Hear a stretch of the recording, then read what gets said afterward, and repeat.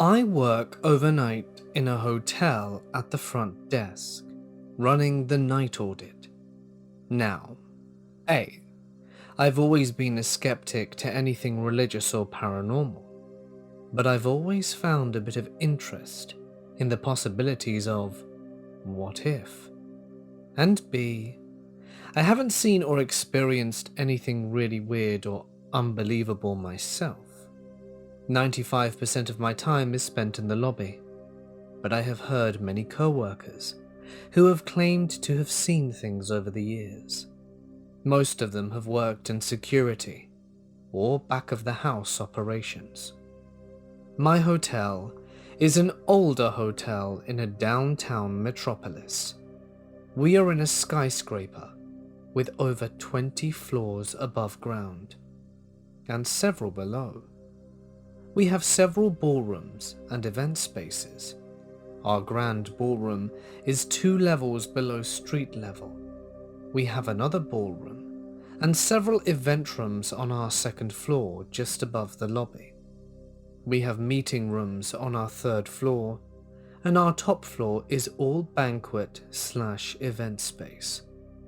Guest rooms start on the 4th floor and go all the way to the 2nd highest floor, which again is purely event space. Overnight, these event areas lie dormant and dark, but are routinely patrolled throughout the night by our security staff, who are mostly just making sure that guests haven't gotten lost, or that a homeless person hasn't snuck into one of these spaces and set up camp, which does happen occasionally. Mostly though, there's nothing. Well, mostly nothing. And here we find the creepy things that can't be explained.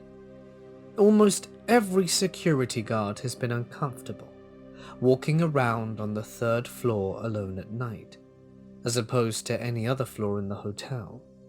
With it being strictly meeting rooms, there are no guests after hours on this floor, and it is very quiet. The hall lights on this floor are always on regardless.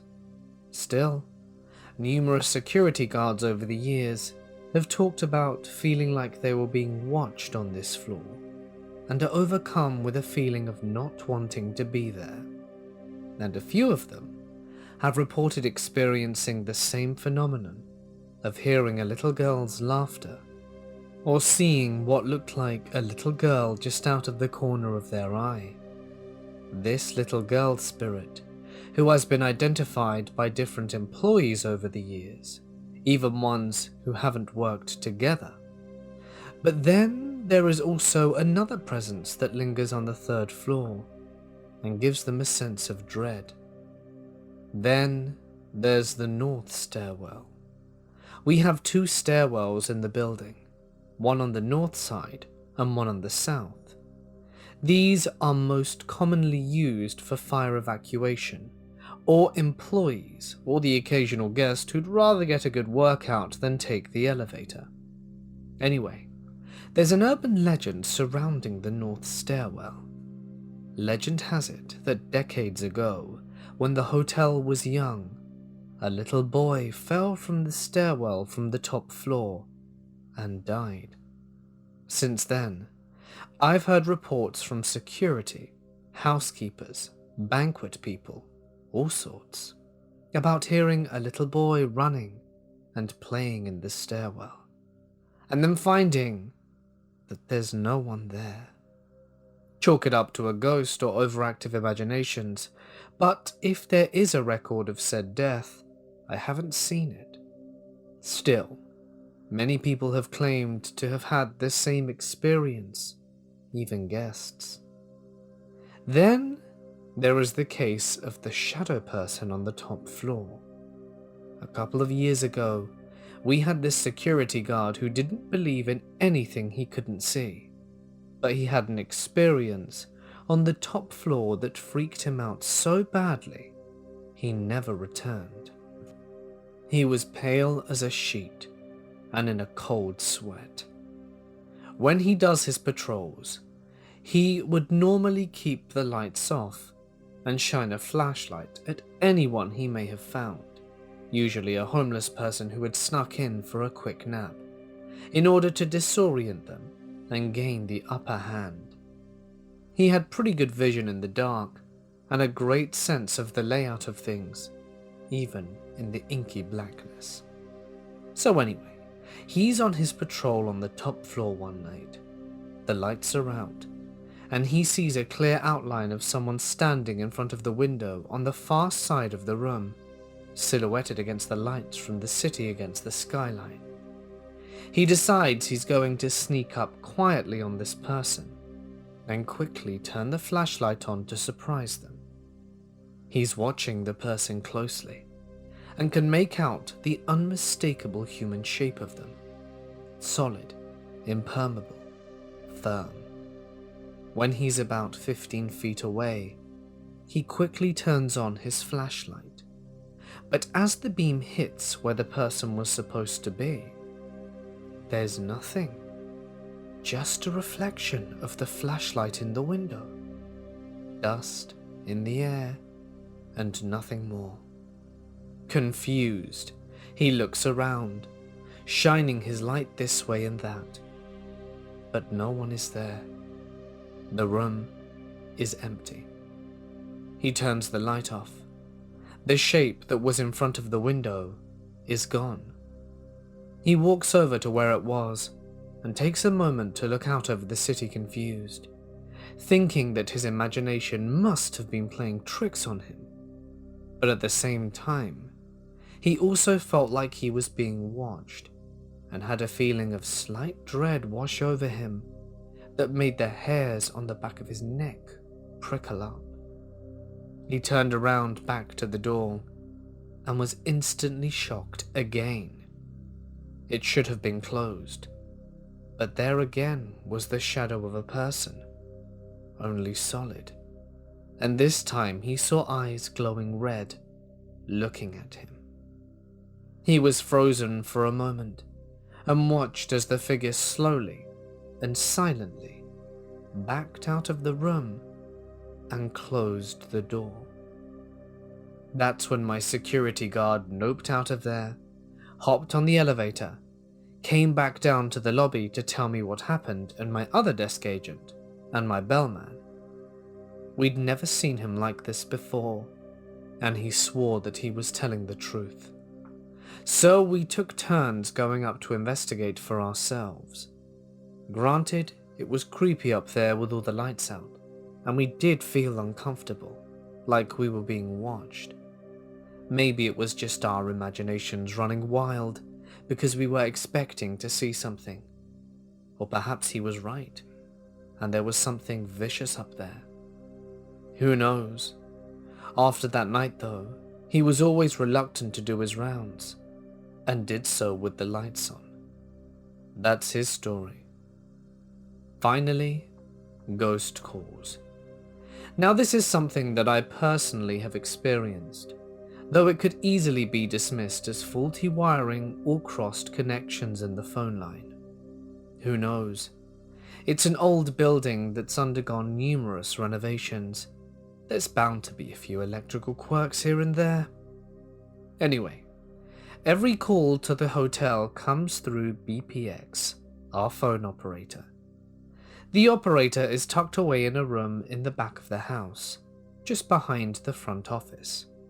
A front desk team member will cover BPX when the operator needs to go on break, so I take over back there frequently during these times, since there are 2 of us at the front desk. That way, we still have coverage at the desk and on the phones at all times. We are a fairly large hotel. Overnight, we don't get as many calls as during the day, but they do come through. Most calls are set as wake-up calls, our guest inquiries about the hotel or the city, maybe even late-night dining options. Then there's the occasional person who wants to make a reservation at 3 AM or speak to the front desk, who we patch through. And then there are the ghost calls. We call them the ghost calls because there's no one there making the call.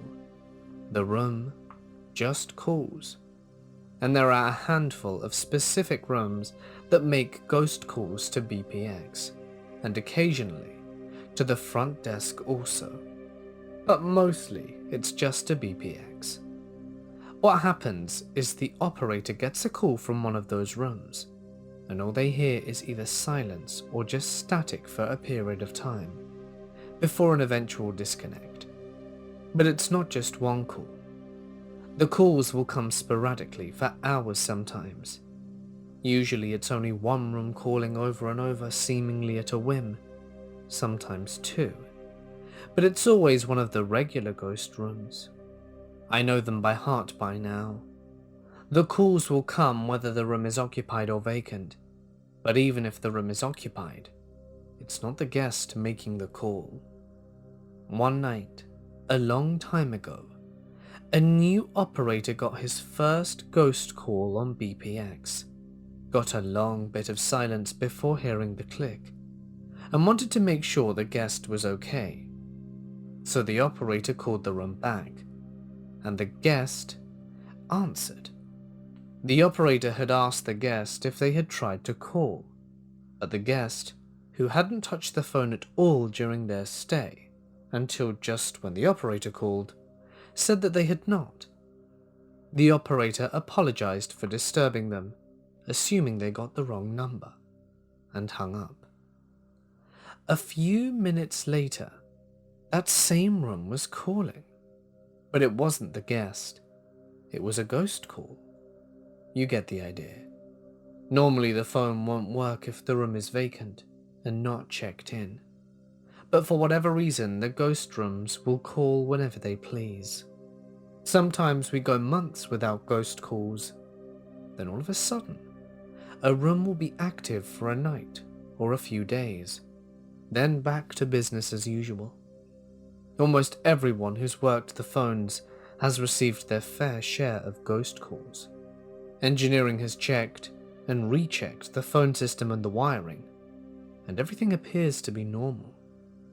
We're stumped as to why this happens, and while there is probably a rational explanation for it, I would say that it is still under the category of creepy and unexplainable. And yes, guests do occasionally pass away in hotel rooms. And no, I don't know if these rooms specifically have been rooms that guests have passed away in. Make your own connections. Old hotels are full of stories. They're ripe for urban legends and myths. Whether or not there is anything to those stories is another matter, but some are definitely creepy and unexplainable. Just because you can't rationalize something doesn't mean there isn't a rational explanation for it. But honestly, where's the fun in that? Sometimes it's just fun to let yourself believe for a moment that something could possibly be, and roll with it. If anything, it makes for a good story. I have been having some paranormal experiences lately. For some background, I personally feel that I'm an empath, based off past paranormal experiences, steady development of intuition, and being heavily influenced by others' emotions as well as my own. From a young age of around 6, which is as far back as I can remember, I've had some steady experiences. My family used to live in a trailer that was haunted. Even though I had never experienced it, my parents told me many stories of unexplainable experiences they had while in that house. One event in particular which happened almost every single night. They said around midnight or so, you would hear loud running footsteps up and down the hallway towards my bedroom, through the kitchen and through the living room. At first, they thought it was me and my brother who'd gotten out of bed to roughhouse, but they'd come to check on us, and we would be sound asleep. I was about 6 to 7 at the time of my first experience with the spirit, and I remember it vividly. I was laying in bed one night in my room at around 10 p.m. Everyone else in the house was asleep, and we had no animals whatsoever. My child's mind was still active, and I was just laying in bed daydreaming about stupid little things because I couldn't sleep. I started to get a little tired after a while, so I turned over on my side where I was facing the wall.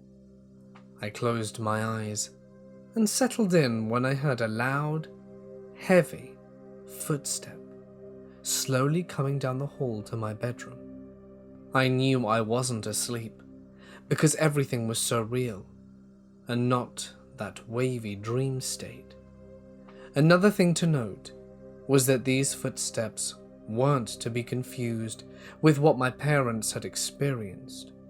These sounded like men's work boots walking down the hardwood floor and then becoming softer when the presence stepped onto the carpet of my room.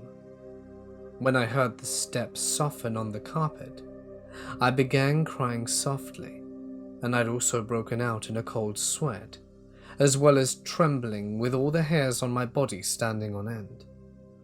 I remember down to a T that it felt like the room was filled with static electricity when the spirit entered the threshold. The figure stopped at my bed, and I could sense it looming over me. I looked at the blank wall I was facing at the time, expecting to see a shadow of the presence due to the heavy moonlight coming through my window. But there was no shadow.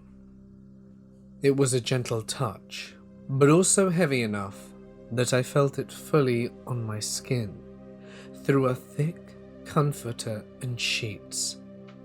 I heard a faint whisper of a man's voice that was indistinct, but then the hand lifted, and the footsteps began again. However, this time they departed. I heard them softly on the carpet, heavier on the hard floors, and then it didn't stop. A door didn't open, but the footsteps just faded out. I stayed frozen, crying and shaking for what felt like an eternity afterwards. I eventually remember turning around, seeing no one was there, running to my parents' room at the other end of the house, with my eyes closed, and then I blacked out. My mum told me in the morning that all I said was, "Mummy, my angel visited me." She replied, "Your angel?" "Yeah, my guardian angel from heaven." And then I went back to my room and went to sleep. That was the first experience I can remember. I can recall that I was scared in the moment, because I didn't know what was happening. But I can say firmly that this presence was kind, and I almost felt like it was trying to tell me something. It meant me no harm, almost as if it were trying to protect me, like a guardian angel. Fast forward to now. My family and I relocated to another house in the city of Muscle Shoals. As of early 2015, we've been here about 4 years now. We had to work on the house before we could move in. My parents had made a deal with the landlord that we'd finish cosmetics on the house and he would waive about 3 to 4 months' rent. So I spent a lot of time in the house even prior to living in it. As soon as I walked into the house for the very first time, it felt stuffy, almost like you can't breathe easily in its atmosphere. It was uncomfortable, at least to me. My parents didn't feel anything wrong or even remotely off about the place, which made me feel crazy at first. As days and weeks went by, I became a little more accustomed to the atmosphere, just trying not to pay attention to the uneasiness it caused me. There was one room in particular, which is now my brother's room, because I refused to live in there. I walked in there for the first time, this being around 2 PM in broad daylight. All my hair stood on end and I immediately felt faint. I had to turn and walk right back out into the hallway. And to this day, I haven't spent more than a few minutes at a time in that room, because any longer, and I begin to feel nauseated. So after we officially moved in and settled, it was perhaps late March/early April in 2015. Not a whole lot other than uneasiness had happened in the house, not to me at least. My younger brother, however, began seeing what he described as shadow people, to which many people are familiar with the term. This may be off topic, I'm not sure, but my brother also suffered from night terrors as well, just in case that may be important with his experience. Around the summer of 2015, my brother saw a shadow person in his doorway while he was laying down one night. He estimated between 9 and 11. He described it being as tall as one of our cousins, who was around 6'7", very skinny and elongated. He said he was unable to see through it, and it had no detail to it. It was just a black void of darkness in the shape of a human. He said he became scared and turned over to face his wall, when out of the wall came the Greek sad drama mask and manifested before his eyes. He said he shut his eyes, and it and the figure were gone when he opened them. About a month later, he had a night terror where he dreamt of an undescribable creature, in which he couldn't even fabricate an image in his mind because it was so unspeakably bizarre. However, minutes after he woke up, he could still see the image of the creature on whatever surface he looked at, which is something he had never experienced before. He also had a night terror a few nights ago, where he woke up my parents and myself out of a dead sleep. When my parents went into his room, they found him sitting up straight in his bed screaming his lungs out, but he was asleep the whole time. The next morning they questioned him about it, and he said he didn't remember a thing. The last thing he told me was about a nightmare he had in the fall of 2018, where he woke up from it and his television, which he keeps on all night for white noise. It was turned off. There's no way to turn off our TVs without someone manually hitting the off button, as there's no remote. He said that he noticed the uneasiness in the past few weeks, but hasn't had any more noticeable experiences. A year or so has passed, so it's probably late 2016/early 17, and I began having this weird experience that I've never had a problem with before. I developed a huge fear of the dark, which is extremely bizarre to me, because even as a strong-willed child, I was never afraid of the dark at all. I slept with a nightlight as a toddler, but really only because my mum turned it on every night, not because I was afraid. So at this point, I'm 16 to 17, and now I'm scared of the dark. Here's the kicker. I'm only afraid when I'm in my house at night. I can go to a friend's house and sleep over, or even outside my house at night, and I wouldn't bat an eye. But as soon as I step foot in my pitch-black house, I tense up, become defensive, paranoid, and my hair stands on end, and I begin to tremble. Around when this first started happening, it wasn't happening a lot, to where it became a real issue for me. It was only that uneasy feeling, but it became accompanied with a feeling of being watched too. Since then I've learnt to live with it, and just accept that the feeling won't go away. Another thing I nearly forgot. After first touring the house and working on it for about a week or so, I went to my landlord's wife, who happened to go to the same church as my family, and asked if anything troubling had happened in the house that she knows of. She avoided the question and then mocks me for being superstitious, before telling me I'm not allowed to answer that question, and walked away. Now, in present day 2019, about 2 weeks ago, the activity that I've been experiencing for years has notably progressed. My dog, who practically lives in my room, has been staring and barking at one specific corner in my bedroom, and she just recently started doing it regularly within the last 2 weeks to a month. The barking sessions will last anywhere between a few minutes to hours. This immediately raised questions for me, and I kept an eye on her about it. She'll do it maybe once every other day now, but I feel like it's still worth noting. The terror I feel when I have to get up to pee at any time after 10 PM when the house is dark and quiet has brought me to tears for the first time ever. I'd gotten up from bed at around midnight one night about 2 weeks ago, right after Valentine's Day, and when I shut off the bathroom light and started walking back down the hall to my room, I had this sudden urge to run to my room instead. I felt wholeheartedly like something was chasing me down the hallway, so I did what my instincts told me to do.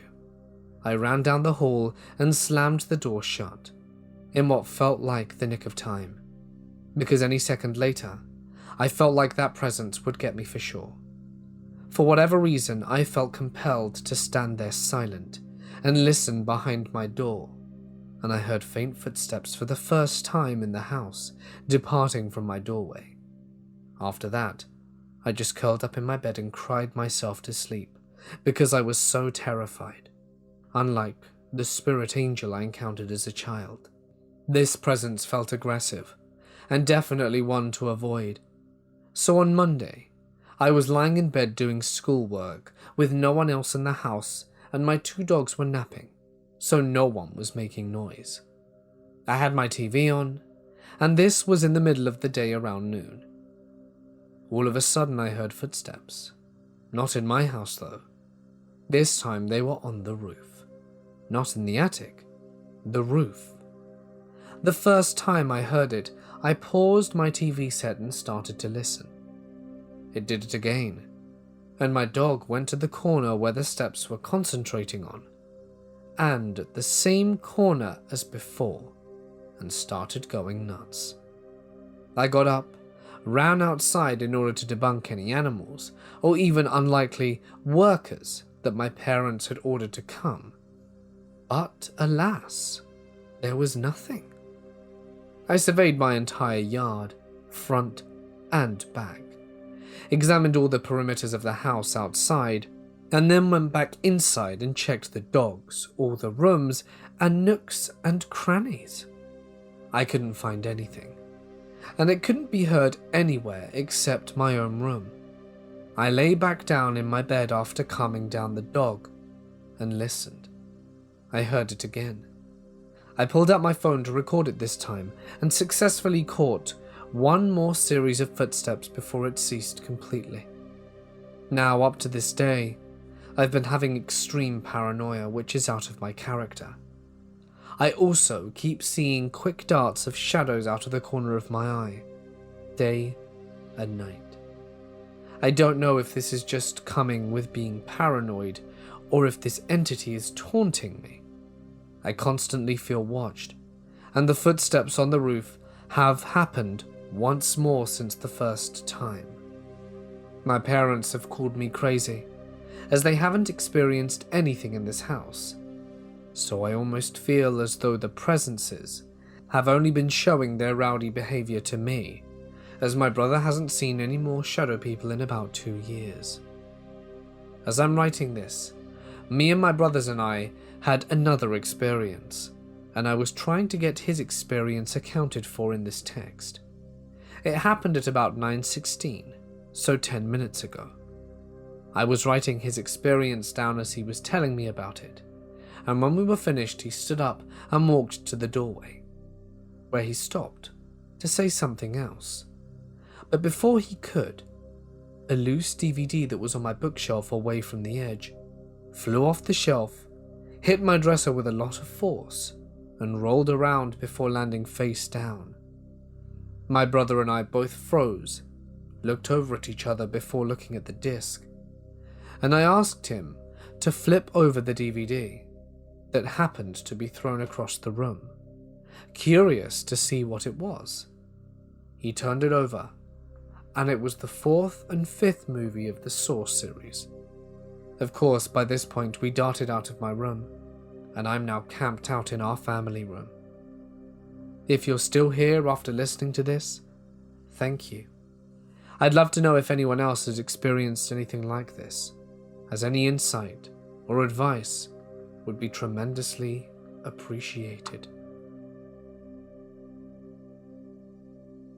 This happened at least 15 to 16 years ago. I went to a community college. Prior to attending the 4-year school, I wanted to brand my degree. I went there to bang out the necessary credits at a cheap price, because my mama told me early on that because there were 4 siblings, I'd have to pay for college out of my own pocket. And so it begins. I met Owen during my first semester, I think, as it was forever ago. Because even though I was taking the mandatory credits, I had to squeeze in a fun writing class. But don't worry, this is 100% true. So I show up on the first day of my freshman creative writing class, somehow, early. And like all the desks are arranged in a horseshoe surrounding the podium that our professor would be lecturing from. It was just me, so I take a seat towards the back to sit near the exit, because I have to pee a lot. It's not relevant to the story, but it's true. So I sit down all situated, thinking I'm alone, and I look towards the back of the room, and I see this dude sitting at this random lone desk, set apart from the horseshoe, on a platform alcove in the very back of the room. He's got all black on, piercings everywhere, and is brooding all over the place. Backstory. I'm a wicked wise ass and was a former goth in high school. So of course I'm like, oh my god dude, save it. I know you're doing your tortured artist thing back there, but come sit next to me and stop being a weirdo. Naturally, we hit it off after that. Owen was an atheist, and was all angsty and angry at the world, but after disarming him, I could see he was basically just going through his little phase, and I kinda thought he was a total babe, with his angry little look and his perfectly white teethy smile, which I seemed to bring out of him because I was so unique and special. Okay, I hadn't totally grown out of my own goth phase yet. We became fast friends, and in our super self-important way, traded notes and offered constructive criticism on each other's writing. I'm from the States. Community college is 2 years long, and we took as many classes or schedules our classes for the same hour as we could. We both commuted, and when we went during the day we would always meet for lunch, and when we took night classes we would always meet for dinner beforehand. I attended this community college with my 2 best girlfriends, and they both knew Owen. Also, I had a serious boyfriend throughout my entire duration at the college, but I was young, 20s, and a little curiously flirty, you know?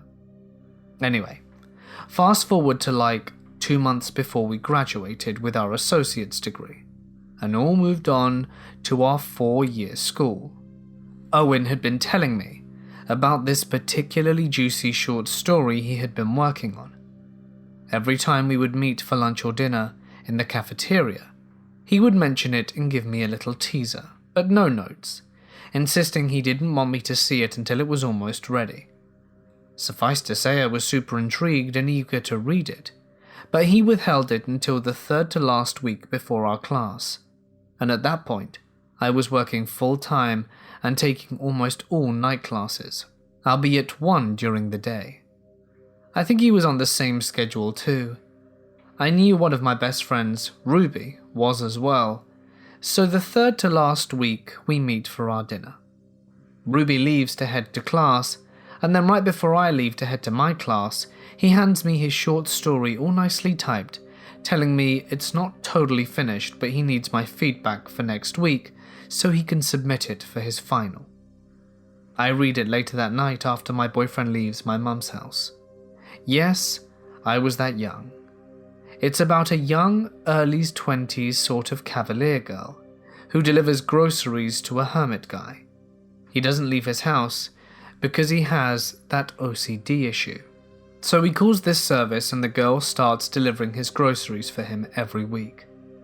She's 5'5", medium build, has long black hair and almost black eyes. My exact description at the time. Okay, cool.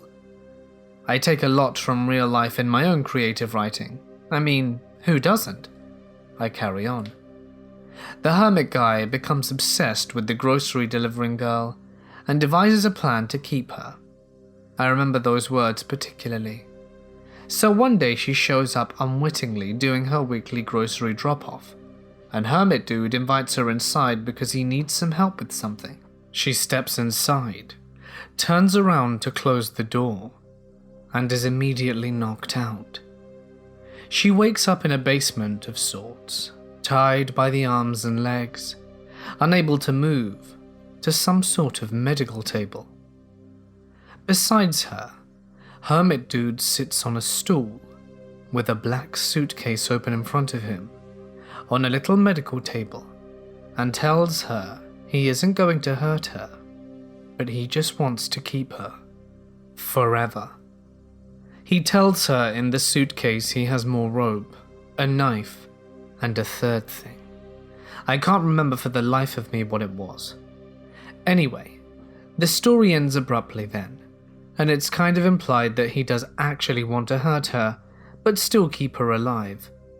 Well, that's what I took from it. Yikes, right? But at the time I'm like, alright, Owen's a dark, creepy little dude, so I got my red pen out and made the edits. I didn't tell anyone about the story at the time. Cut to the second to last week of community college. I give him the story back at some lunch cafe breakfast, and must have made up some excuse to not do the dinner with him until the very last class we had. Mind you, this is a time before any social media, so right before MySpace. And while we had cell phones, no one knew what texting was yet, so I only ever interacted with Owen at school, and that was quickly coming to an end. Night of our last class together ever, and seemingly the last time we would ever see each other. I pull into the back parking lot, where the three of us always parked, and I can see from the entrance that there is this huge bonfire going on in the middle of the parking lot. As I pull in closer, I see a ton of people outside, all watching said bonfire, and as I pull in even closer, I see that it's a car completely on fire in the middle of the freaking parking lot. I park and scan the crowd for Owen and Ruby's faces, and when I don't see them, I rush inside, knowing this would be the type of thing that Owen would love.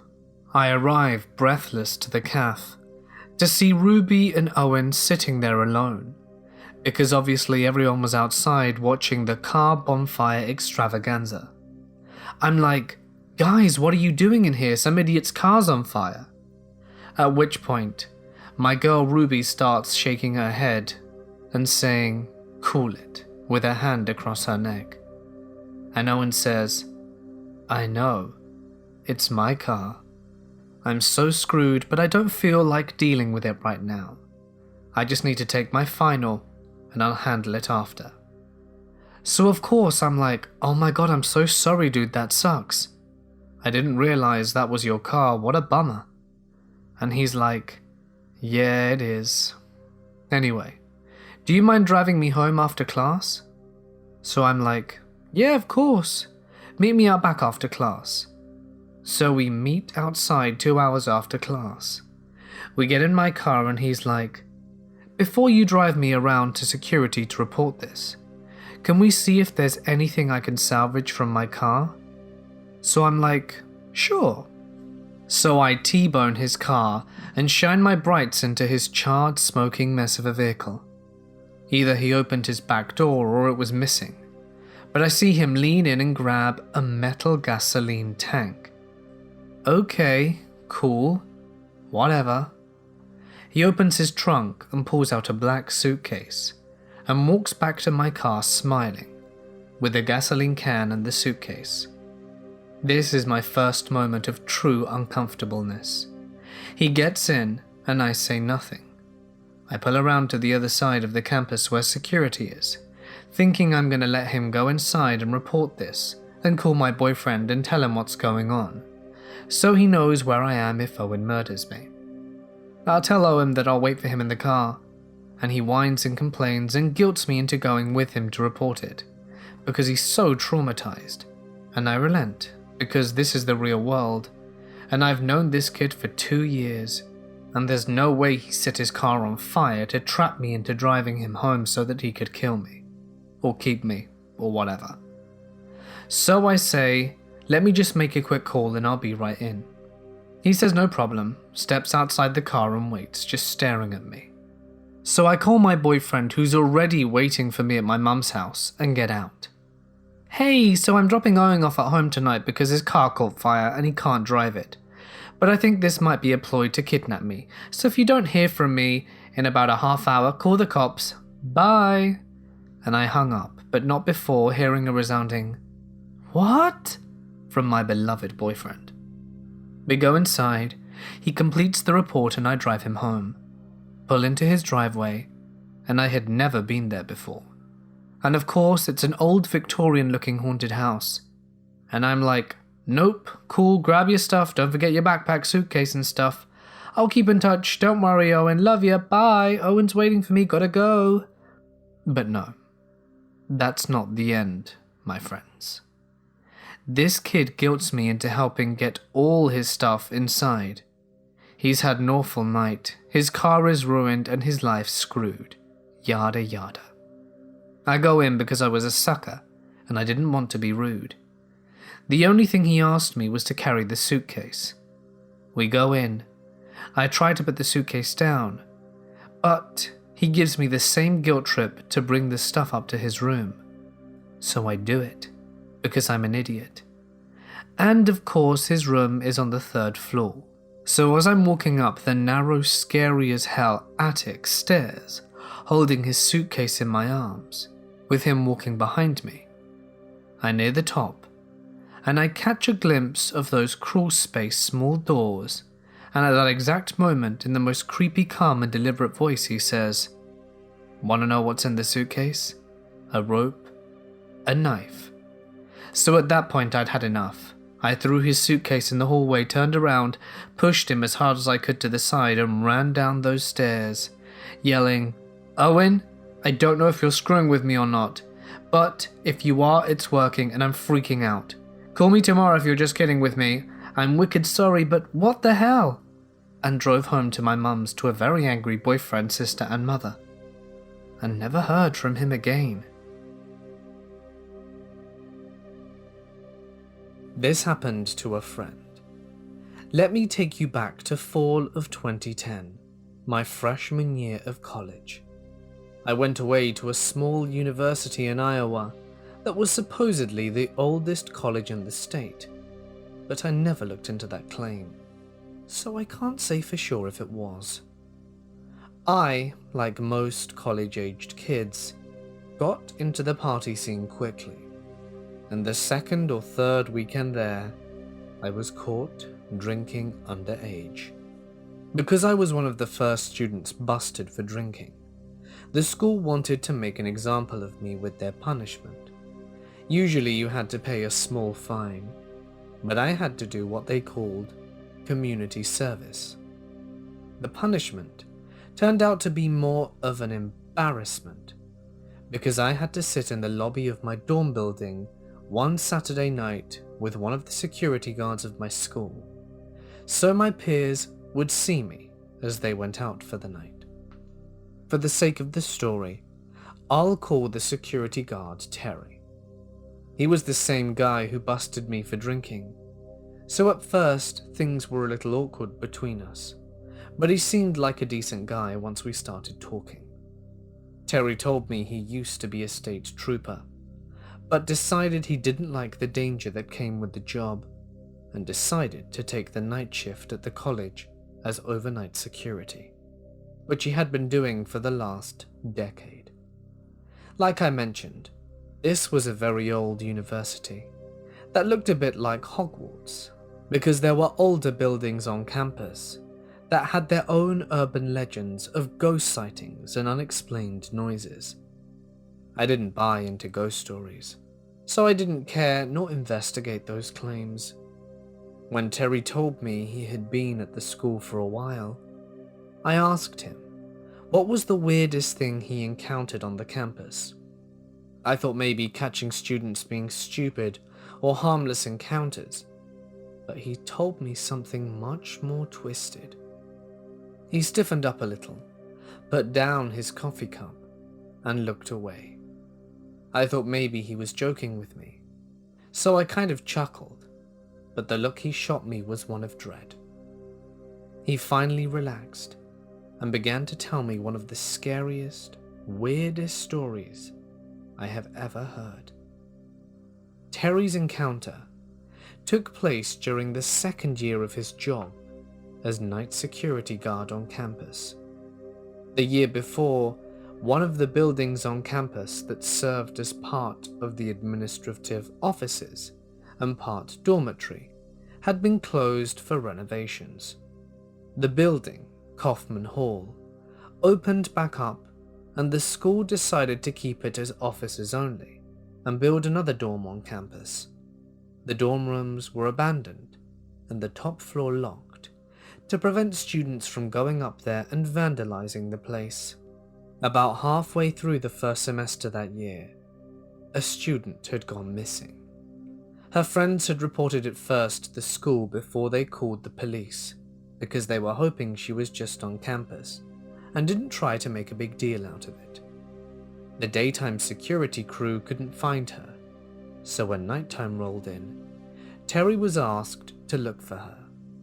He urged the school to call the police, but they said they wouldn't until the following morning.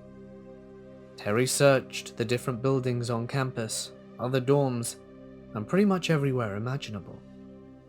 As he was walking up the hill to the top of campus, he saw one of the lights on in Kaufman Hall, the same floor that was locked up a few months ago.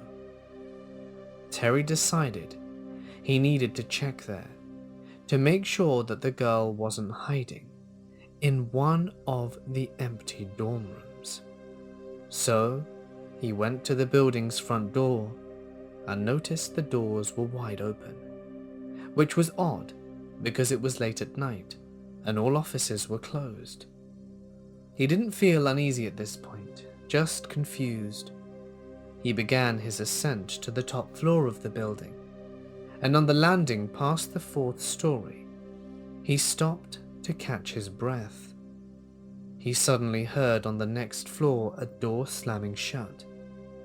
He slowly crept up the stairs and came to the door that was locked that led to the hallway of the old dorm. He tried the door, but it was locked. He wondered how that could be if he saw the light on earlier, and now the door slammed closed. He took out his key that he had on his chain, with the various keys for the school, and opened the door. He peeked his head in, and then noticed there were no lights on down the hallway that he could see, so he began to slowly walk to the other side of the top floor. As he did, he began to look in each of the rooms to see if the missing girl was in one of them. As he walked into one room, he heard footsteps down the hallway, but as Terry re-entered the long hallway, no one was there. He called out the girl's name, but just heard dead silence. Right as he began to walk further into the hall, he heard someone laughing, but not a college-aged girl, an adult man. Terry called out again if anyone was up in the dorm hall with him. As he did, a tall man entered the hall at the opposite side of him, dressed in black, but too dark to see his face. Terry called out again, asking why he was up there, but the man came running down towards him at full speed while screaming his head off.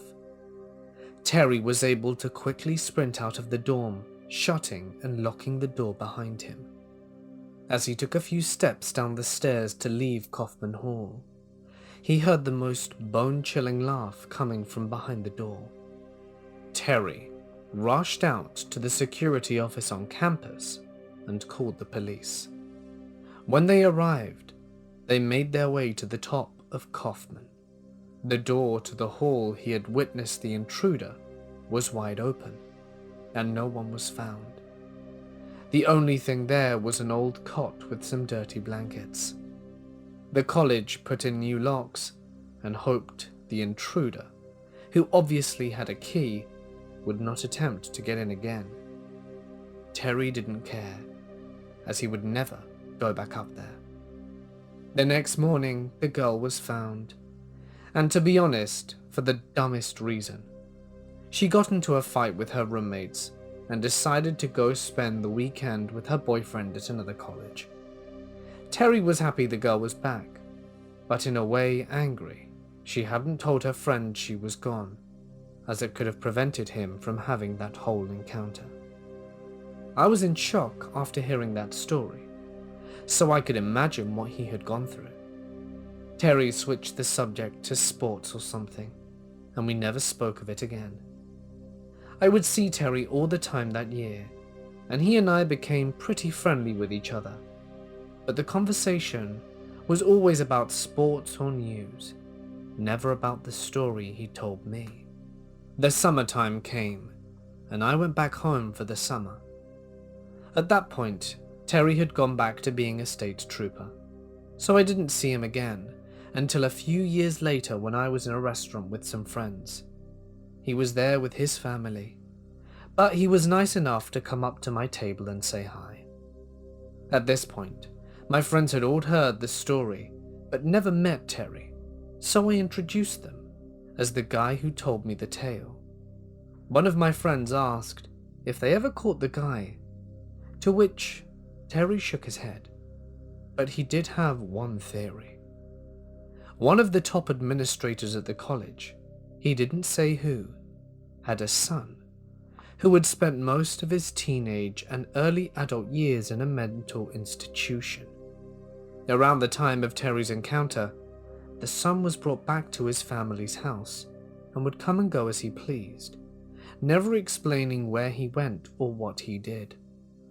He would be gone for days at a time, and Terry always wondered if he somehow gained access to Kaufman Hall and spent his time away from home there. The man who potentially could have been the dark figure in the dorm went back to the institution as he continued to run away. It's an interesting theory, but who knows if it's true. All I know is that Terry was lucky to get out of that dorm as fast as he did. It was our last week in middle school. It was hot outside. My friend and I, two giggling fangirls, were hanging out by the bleachers near the softball field. Her back was to the forest behind the field, so I could see the leaves and branches swaying with the wind. Suddenly, in the middle of our conversation, time stopped. The trees behind my friend stood still. A weird black and white blur passed behind my friend. It was about her height. The moment passed quickly. It couldn't have lasted more than 2 seconds. We completely freaked out. She had seen the same blur behind me, but hers was brown and beige. Time had also stopped for her. Our recess wasn't fun after that. We were spooked and couldn't explain what we had seen. It's been 11 years. Although we're not friends anymore, I remember her dismissing what happened like it was nothing. I've told this story to my family, but they all seemed reluctant to believe me. Hell, I had trouble believing in the paranormal stories that my aunt had shared with me before I'd even shared mine. Whatever happened, hasn't happened again. But I'm curious to know what it was, if anyone knows anything I don't. Ever since I can remember, I have always had a love for the paranormal. I was raised in a household that believed in spirits, even though we are Christian. My mother even claimed to have precognition. She would get bad feelings and images of things that would happen. She was almost never wrong. I've strayed here a bit, but I've wanted to provide some insight. I was never taught to be afraid. I have never thought it was real, to be completely honest. That was until my grandmother died. She wasn't just some old lady that we visited begrudgingly. She was my best friend, a mentor, someone that understood. You could go to her with the worst thing you had ever done, and you would leave at peace and with love in your heart. And of course, since she was a wonderful person, she had cancer. Soft tissue cancer. So rare, it took doctors years to diagnose it. It put her through hell. She went through the whole 9 yards. Chemo, radiation, experimental medicine. However, it did nothing to slow the tumors from growing. Finally, she decided to opt for quality over quantity. I lived with her for 2 years and took care of her. It would never amount to all she did for me, but it was something I could do for this angel of a person. I watched the cancer change her from a high-spirited, sharp-witted woman to a bedridden shell of a person. She was in so much pain, she was losing her mind. Dementia ran in her family, and she was showing the signs. Every other conversation was how she was ready to die, ready to see her husband, my grandfather, again. We would watch ghost shows together, daydream about contacting the dead, and she told me that when she died, she would come back and send me signs. The time came, and she got her wish. She died that fall. I was devastated. I was desperately searching for the signs that she had promised, but I got nothing. I was so lost and hurt. I didn't know what to do. I'd lay in bed at night and talk into the darkness of my room. I would obsess over the paranormal. Even downloaded Ouija boards on my phone. I would do EVP sessions. Still, I got nothing. I resigned myself to the thought that there was no life after death. God was a lie. There was no point to it all. It took years to heal. Who knows?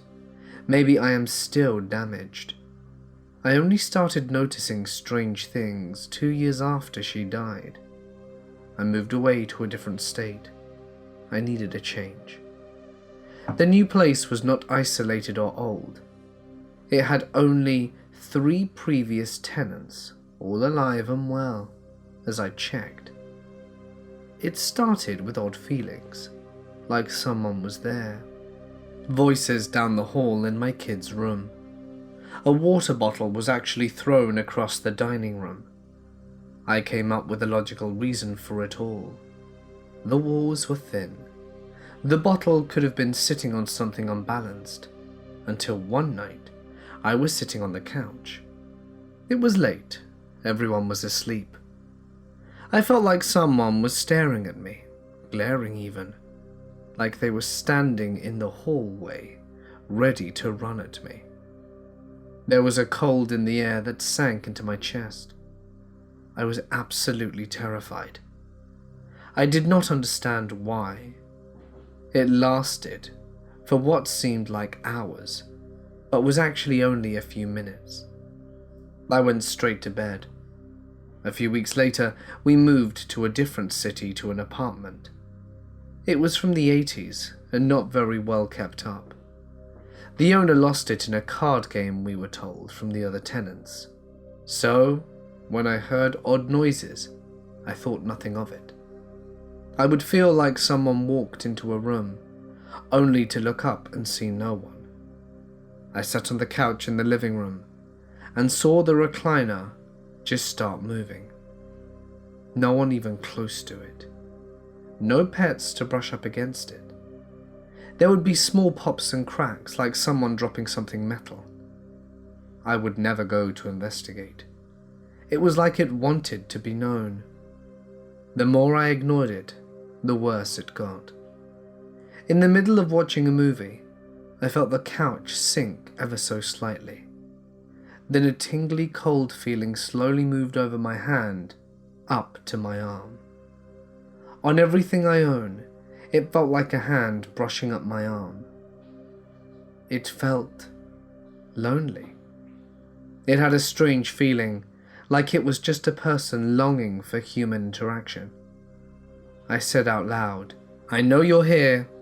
As long as you leave me and my kids alone, I'm okay with you being here."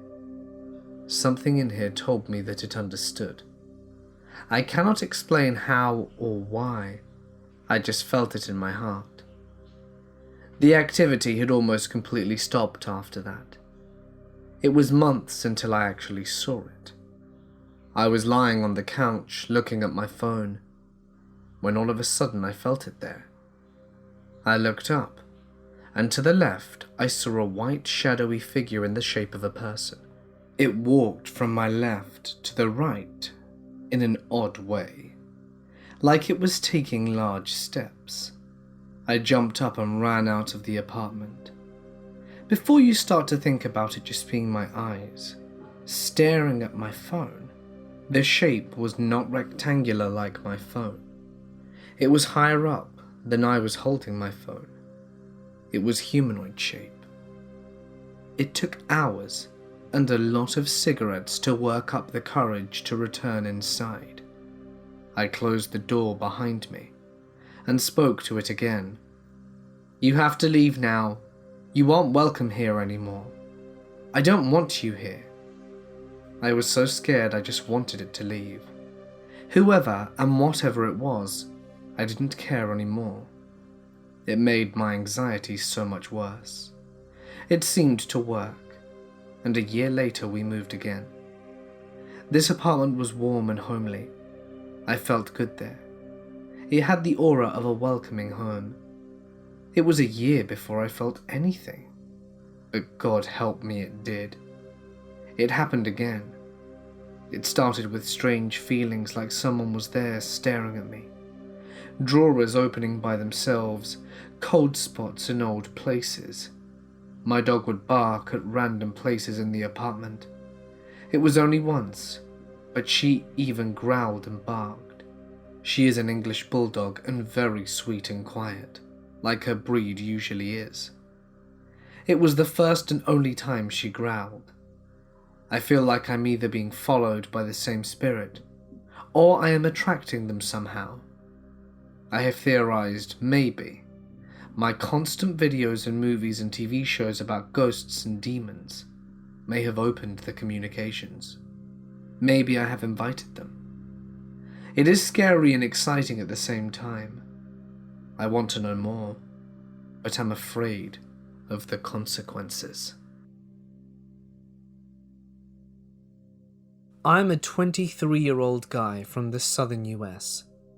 This happened while I was a night shift cashier at a rundown gas station at the end of summer in 2013, and I had just turned 19.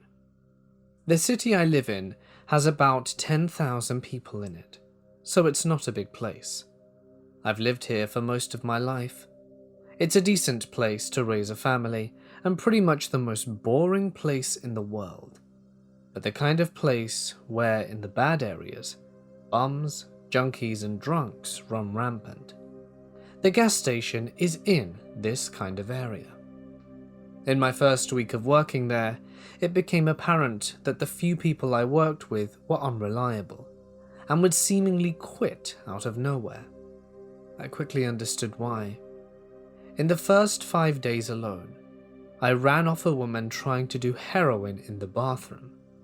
I ran off some creep trying to pick up 2 13-year-olds, and I had more than a few detailed empty threats thrown my way by a couple of drunks that were on the no-sell list, which I would just laugh off.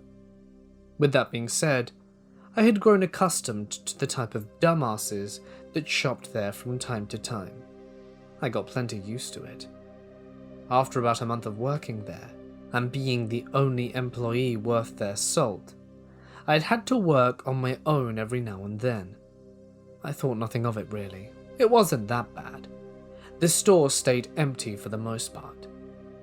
One particularly slow fall night, I noticed the silhouette of a tall, skinny man walking towards the store in the distance. I couldn't make out his features until he got closer.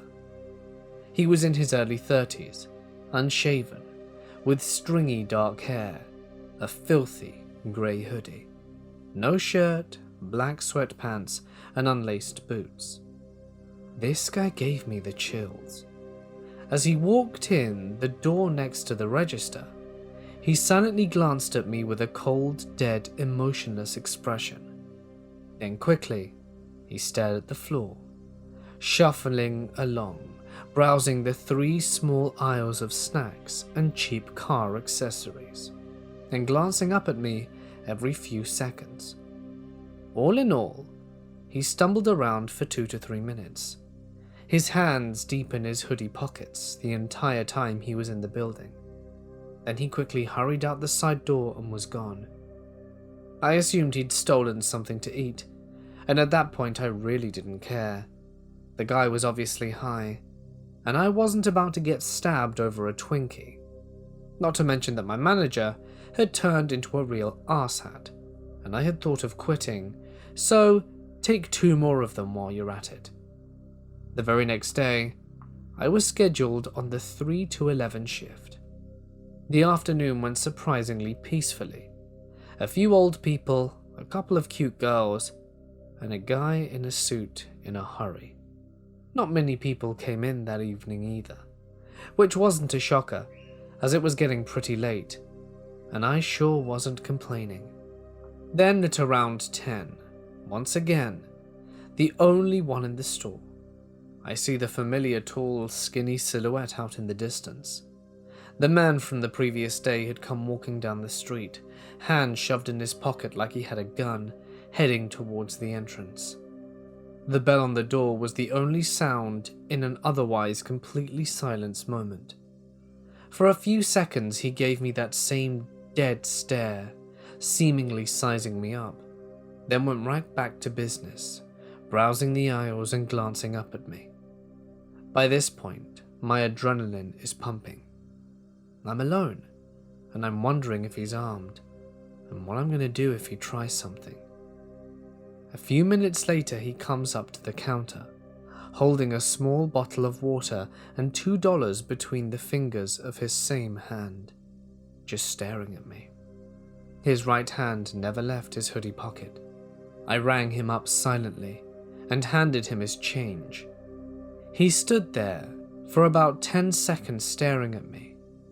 Then, in a very foreboding deep voice, says, "You need to call the police." My heart sank. "Excuse me?" "You need to call the police." Then, as quickly as he finished repeating himself, he walked out of the door and disappeared. Needless to say, I took that advice very quickly. I locked all the doors, went to the back, and called the police. A squad car eventually pulled up, and I gave my statement and went home. I quit not long after that, having finally had enough of my manager and all the crap that came along with that job. I think about those 2 nights a lot. I never heard from the police again, and I've never seen that man again, which is strange in a town where you recognize every face. The only conclusion I can come to is that he might have known someone that was planning something that night, and the cops scared them off. There was nobody around outside in the pitch black, and the store was completely empty except for me. What if he hadn't done what he did? Would someone have shoved a gun in my face over the money in the register? Or was someone simply looking for a life to take? Either way, moral of the story, don't judge a book by its cover. When I was young, around 8 or 9, I saw a black shadow person watching me in the middle of the night. The only noticeable feature being he looked to be wearing a suit. I say he, because that's just what I instantly recognized the figure as. Flash forward to me being 22 and a new mum. I'm staying with my dad for the weekend in a totally different room from my significant other. He mentions he woke up in the night to see a figure watching my newborn daughter. I asked if it was a shadow figure, and he says yes, then mentions the fact he believed it was wearing a suit. I could always blow off the original experience, but to have someone else view the same figure doing similar things and wearing the same attire, not as easy. I like to think it's a late relative watching over us. This happened the other day. My family is moving into a new house, so we're still getting used to the sounds of the house settling. I'm also usually at college, so I'm not sure about my parents' or sister's schedules. Last Monday, I was cutting up some sticks piled against the side of the garage. There was a door that went into the garage about 10 feet from me. I hadn't used that door to go outside. I just used the main garage door. At one point I looked up from the sticks and saw that the door was open to about 60 degrees. Then it started to close, slowly at first, but picking up speed until it slammed closed. Now it was a pretty windy day, so I figured there were two possibilities. The wind opened the door, or someone had been in the garage and opened the door to look at me. I was worried that it was the latter, and they wanted to steal some stuff, as there was still a lot of boxes in the garage. So I picked up the hatchet, struck my way in, and see not a single thing out of place. I opened the door into the house properly, and my dog looks at me, like you'd expect a dog to see a madman with a hatchet at the ready. Nothing seems to be wrong there, so I figure it must have been the wind that opened the door. Of course I had to be sure, so I go to open it myself. I have to climb over a few piles of boxes, but it's not too hard to reach. The big problem is evident the moment I touch the door. This door is a solid-ass door. It's definitely locked to a point that I can't turn the knob a single centimeter. But then again, neither can wind, so I just give it a good tug. It doesn't budge. I lean back with my full weight, pull the door, and it doesn't give a damn. I unlock the doorknob and try to open it without turning the knob, but it's the same. Only when I unlock the door and turn the knob so that I can open it. Once I finally get the door to start opening, I realize why seeing the door open was so weird. No one had opened the door in the months that we had been living here. As I opened it, paint cracked and chips fell off the hinges, and it creaked, and some of the crappy paneling on the door started to peel back. When I let go of the door, it swung closed pretty quickly, so at least that part was natural, but I still have no idea how that damn door opened itself in the first place. I know it's impossible, but I saw the door, and I know what I saw. I have worked mostly night audit the entire time that I have worked at my hotel. So one night, I come in, and this old Vietnam vet that has been staying with us on and off over the past few years was at the desk chatting up my co-worker. When she left him, and I got to bullshit and got him on the topic of those ghost shows that they show on the Travel Channel.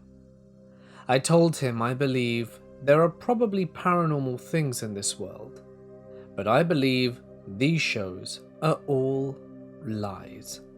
So eventually he goes upstairs, and I go back into the office.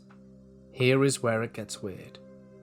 In the back office, we have a desk that is connected to the wall, with the security monitor and DVR on the right-hand side of the chair. We have 8 cameras in total that cover the entrances, guest computer, breakfast area, and the housekeeping laundry room.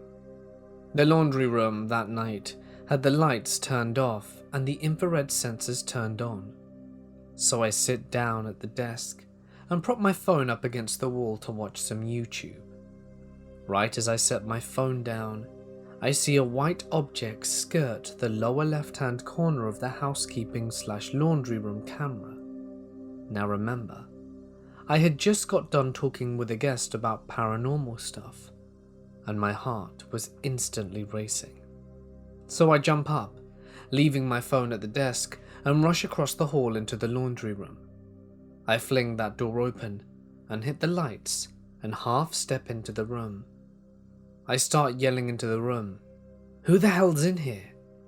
I look around while keeping one hand on the door and not wanting to venture too far into the room.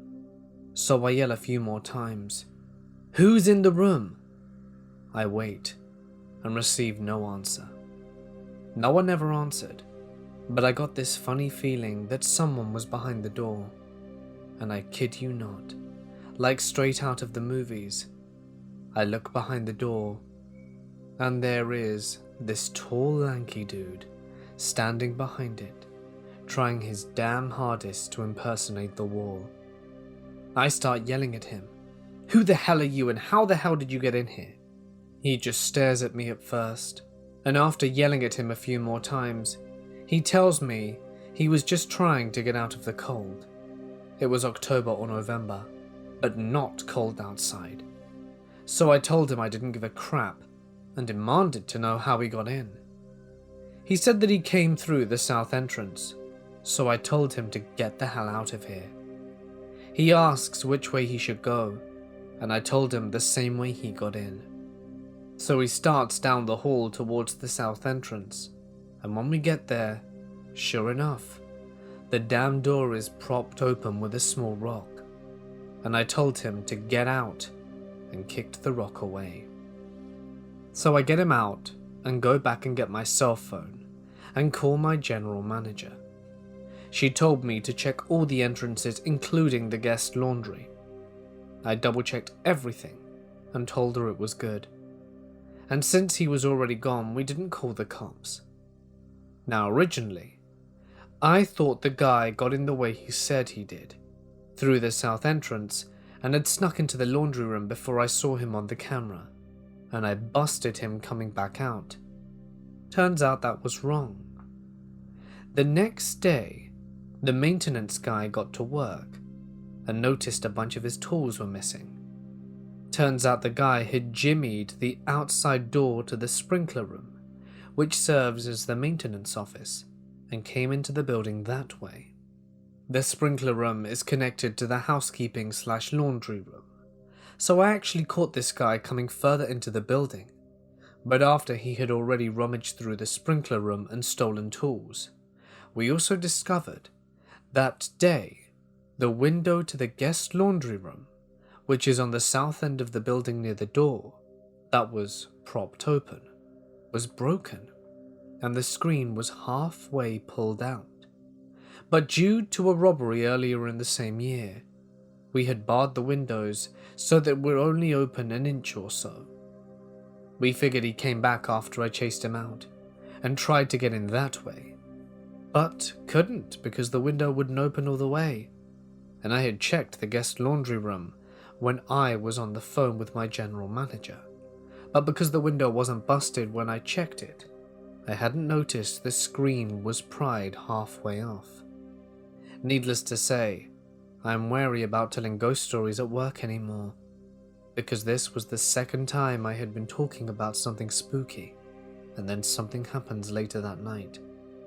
I'm also super paranoid about having the lights to the housekeeping/laundry room off anymore. It was in October of 2011. I was in my early 20s, and I was working retail at a big box store, which has since gone out of business. That night, the store had just closed, and it was about 9:02 p.m. Half of the overhead lights had just turned off in the store. If you've ever been inside of a closed retail store, every other row of lights turn off, so that it darkens a little bit, but you still have no problem seeing anything. I was fixing a camera display, waiting for the all-clear signal to count my registers, when off in my peripheral vision, I saw someone dark walking down the main aisle to my left. In the moment, I thought nothing of it, because my manager had dark skin, and the figure was walking from the direction of the back office. It got closer and closer, and then it made a sudden left-hand turn, really quickly, and suddenly down the last toy aisle away from me, which was the path to the electronics stockroom. The movement is what was really strange about it. Very smooth, as if it was gliding or floating along. And the turn itself was very fast, with no change in speed. Instead of what a normal person would do, which would be more of a rounded turn, cutting corners. It always kept in the perfect center of the aisle, as it traveled. I couldn't make out any details other than it was very dark and resembled a human in overall shape, slightly slender and average height for an adult. I couldn't tell you whether or not it was wearing any clothing, only that it was solid black from top to bottom, just like a shadow. There was a motion-activated baby doll toy that was about 5 to 10 feet in the toy aisle. One of those dolls that laughs or cries when it detects someone in front of it on a shelf. This thing had been sitting in that general area for months, and I was very familiar with it. It used to annoy the hell out of me when anyone would go down that aisle. It would go off, laughing or crying. If I had to grab a TV from the stockroom, I would set it off as I walked by in either direction. It became part of my life inside of that store, because nobody bought it. We had very little customers, hence why this store is no longer in business. Anyway, as this figure walked in front of it, the doll went off and started laughing. I immediately turned my head to see who it was, and nobody was there. I wasn't just hearing things, because I turned my head fast enough to where I saw the doll was sitting on the shelf, moving its arms and head, before coming to a halt a moment later. When no one was there, I took about 2 steps backwards so that I could see the entire aisle from end to end, and still nobody. From the time the baby doll was set off, to the time I stepped back to see the entire aisle was empty, was only a few seconds. There was no way that anyone could have made it to the other end of that aisle that fast, while making absolutely no noise. At this time, I felt no fear, only a sense of curiosity. In fact, seeing this gave me no sense of fear at all, just wonder and slight amazement at what I had probably just witnessed.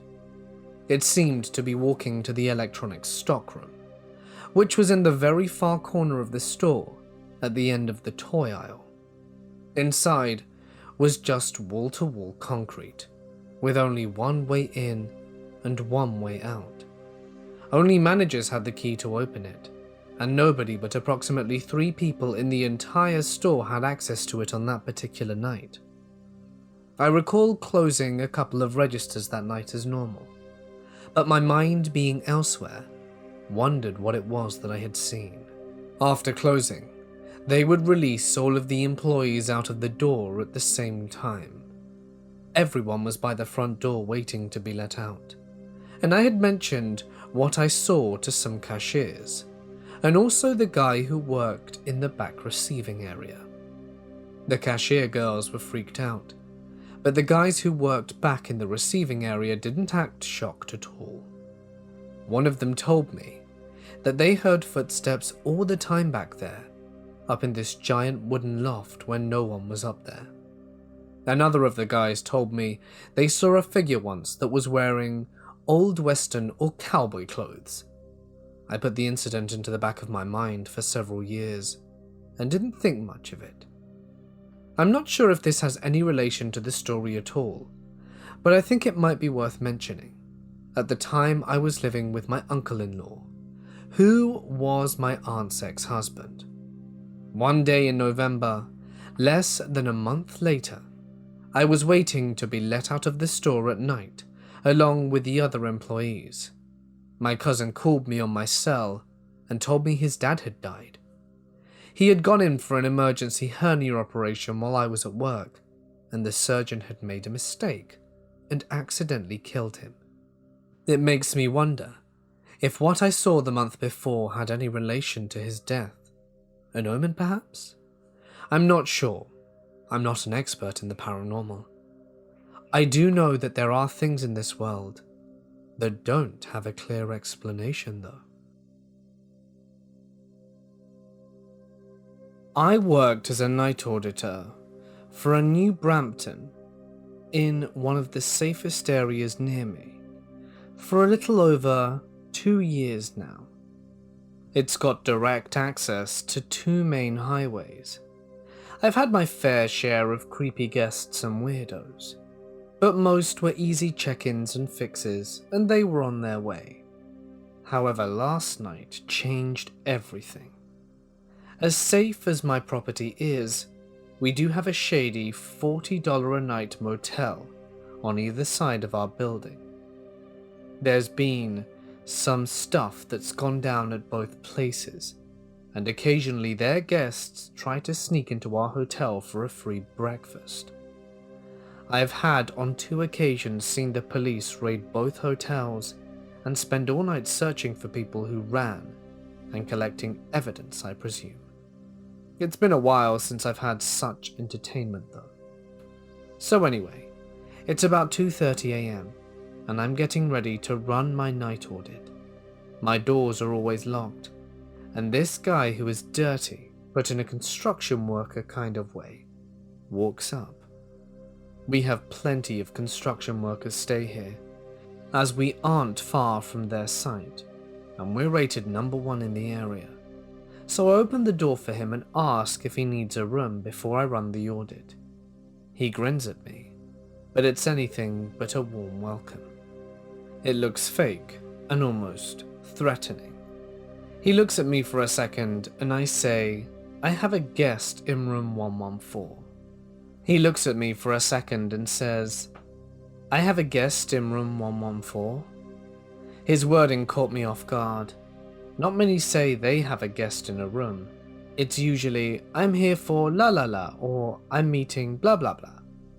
The second issue is that we don't have a room 114, and neither do any of the same brand names in my area. I've been to all the intermediate ones, so I inform him that we don't have that room. He looks at me for a second and says, ah shucks, guess I got stood up, giggles and walks out the door. Thinking this is very odd, but whatever, I go back to running the audit. As I'm finishing up, the phone rings. A guy starts chuckling and says that there's a car in your parking lot with its lights on. And oh, by the way, I'm the guy that just got stood up. Now 1, it's been half hour since he walked out the door. And why is he still in the parking lot? And 2, nobody has come or gone since him. And there were no lights on in the parking lot when he arrived. 3, why do I need to know that you're the guy that got stood up? I brush it off as odd, but my gut is telling me that something strange is afoot. I wait about 5 minutes, and then walk around the front of the building from the inside, and see no cars in my parking lot with lights on. It's not very well lit, so it would be easy to spot. I go back to the front desk, and wait for the audit team to finish up, so that I can get ready to start breakfast, and the phone rings again. I pick it up, and it's creepy guy telling me yet again that there are lights on in the parking lot. It's been at least another 20 minutes since his previous call. So again, why would he still be in my parking lot? I feel like I may have missed something between the windows, so I go to my locker door, peek my head out really quick, do a swift scan of the lot, and my eye catches someone standing in the corner. It's creepy guy, and he's watching me. There's also no car with its lights on. I run back inside, double check that the doors are locked, and that's when I start to feel this sense of panic that something really bad is about to happen. I have never felt this feeling while on my shift, and only once before in my life, and let's just say I have physical scars from when that happened last time. I get back out to the front desk, and I call the local police department, explain the situation to dispatch, and ask if it's ever happened before. I tell them no, but also inform them that I'm the only employee on the property, and would like for them to scan the parking lot, and to check in with me if possible. The police pulls up, and wants to get a description from me before searching the area. Well, as he's getting out of the car, he notices movement. The creepy guy took off. The cop walks in, a little nervous, and tells me what he'd just seen while using his radio for calling assistance. 3 more show up, and they discuss it, search my parking lot and the 2 neighboring parking lots, and they seem to come up with nothing, but stick around to patrol the parking lot until the sun came up. Police has stopped by only once since my shift started tonight to check in with me, and said that they would be in my area if I needed anything. While here, they told me that a total of 3 guys fled the parking lot from different directions last night. He believed the creepy guy was trying to lure me in there, away from the doors, so I would end up trapped between the 3 of them. He didn't go much further as to what could have happened from there, and I honestly don't want to dwell on it. This last week, I had been vacationing in New Orleans with my husband and his family, and on the last night we were there, I got this painting of Lafty's bar. It's like a print on a huge piece of tile. Anyway, we got back into town, and I had the picture in the living room on the first night. The second night I unwrapped it, and left it on top of my dresser on the side of my bed. That night, I got sleep paralysis. I've never experienced this before. My immediate thought was that it was something to do with this picture. I can't remember the name of the shop, but I know it was right across from the original Café Domond. My dream was terrifying and full of monsters, and then I was waking up, and I remember the feeling of something holding me down as I was trying to wake and cry for help from my husband. On my way out to work that morning, I picked the painting up and left it outside in the bench because I didn't want it in the house. So that brings me to last night. When I woke up for work at 4:30, I noticed I had a security camera notification for a few hours ago, and checked it to be sure no one was out there, since it was dark and I needed to let my dog out. I checked it and saw nothing, so went on with my morning. When I got to work, I checked my camera again and turned the brightness up, and saw a black shadow that seemed to smoothly glide across the screen.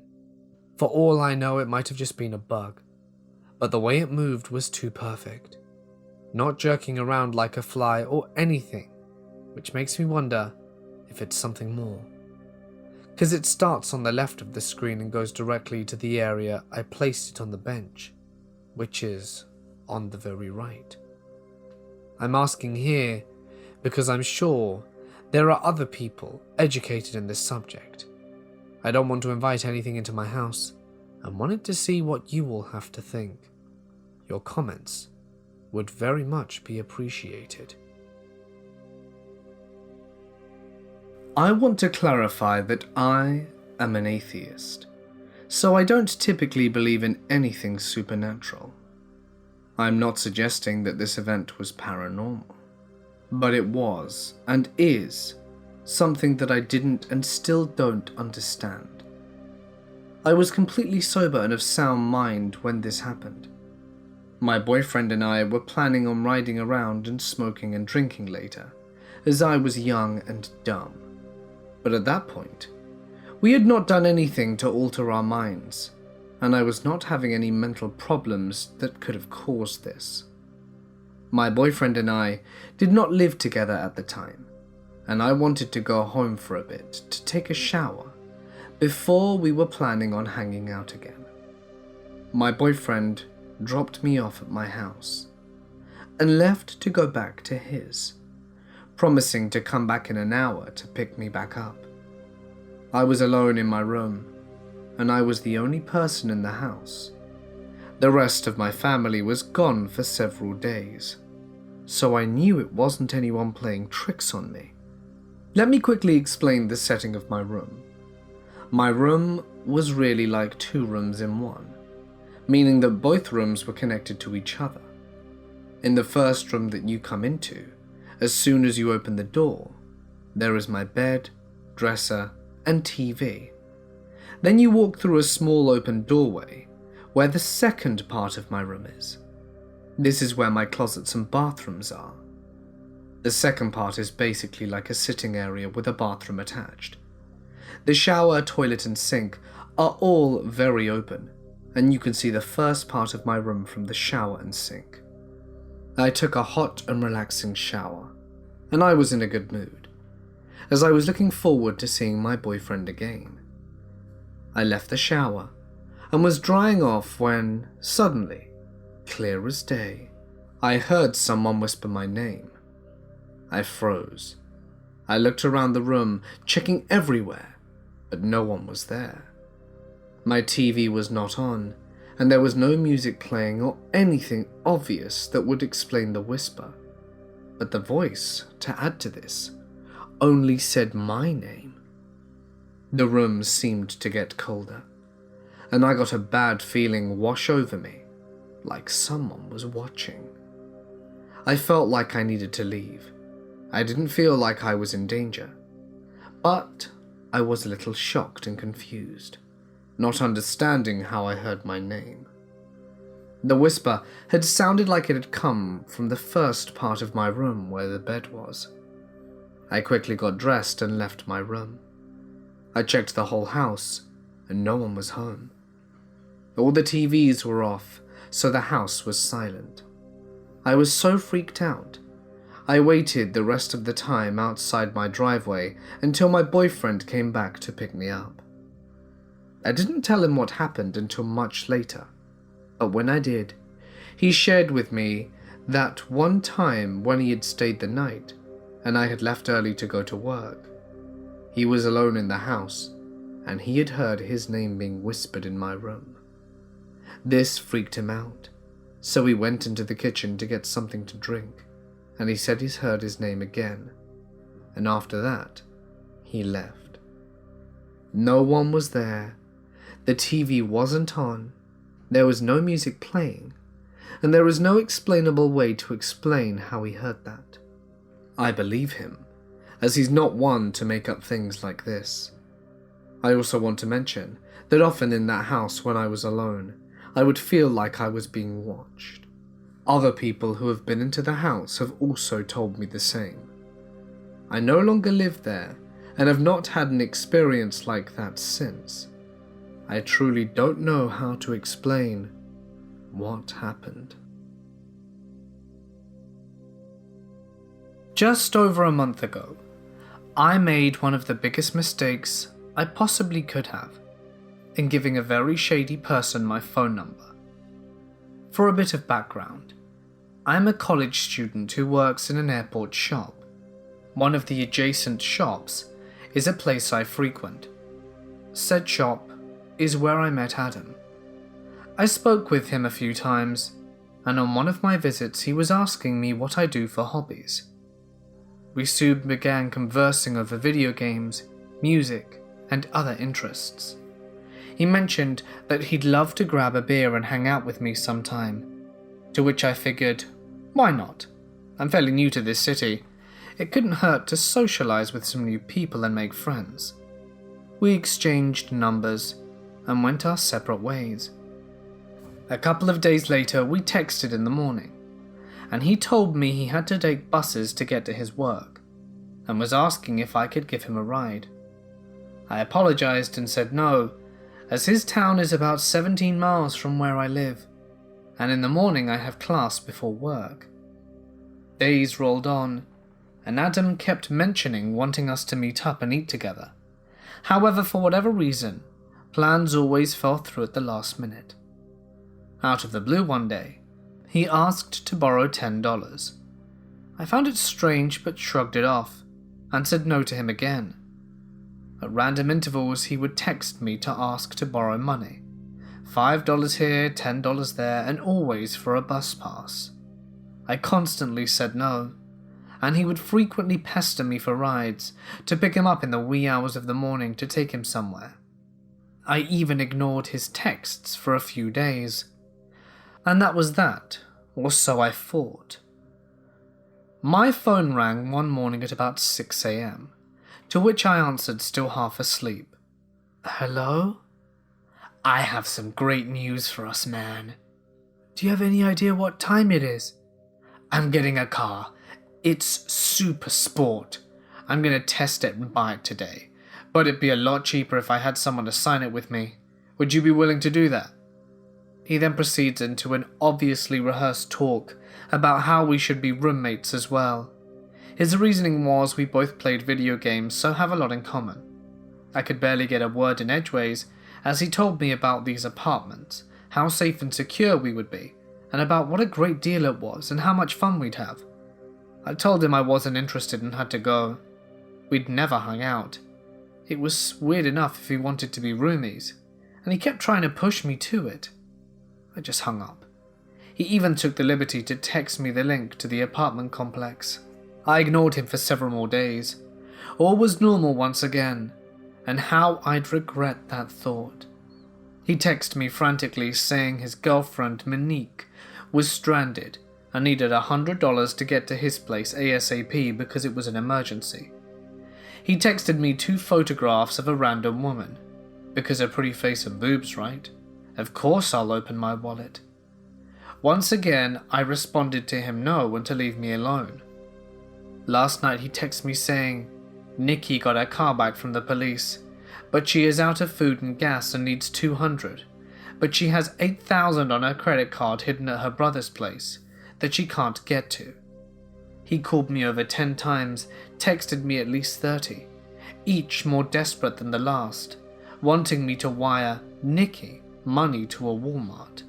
A different number texted me as well, claiming to be Nikki begging for my help, and more pictures of different women. I blocked his number, and for some reason the app I use won't block texts, so he could still message me. In the middle of the night he texted me once again asking for exactly $109 and was kind enough to provide his routing number and bank address. Ignored. This afternoon he asked for $20, sent a photo of a business card telling me how great the benefits were and to apply and tell the madam recommended me. There are plenty of other creepy details about him, such as bragging that he's speaking to 20 different women, and some of his online scams that he's trying. Adam, let's never meet again.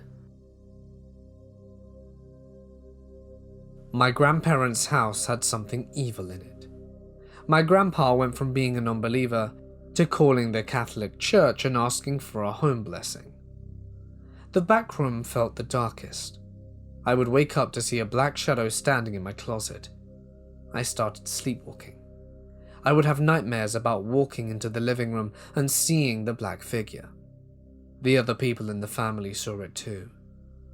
One day I was home alone, finishing up a project before my mum could come and pick me up. I had this horrible feeling, so I called her and told her to hurry up and get me. That's when I heard footsteps walking up to my door, and someone called my name. I knew I was 100% home alone, because my dad and brother were out of town. Then, the shower turned on, and I called my mum crying. I practically ran out the house, but not before seeing the black figure standing in the master bedroom. As we were pulling out the driveway, my mum asked what it was. I turned around and saw it standing at the gates. It made it even scarier for me because she was seeing what I was seeing. On the car ride to her house, she told me about some of her experiences there. She broke her hip and was bedridden for a few months, and said it was awful being there alone. She would wake up and see the black figures hovering over her. She would hear voices calling out my brother and I's name, and would find bruises on her arms after nightmares. My grandparents still own the home, but I haven't lived there in years. We go over there for holidays, and I never stay long. I don't want to. This happened yesterday, at about 7 PM while dog walking.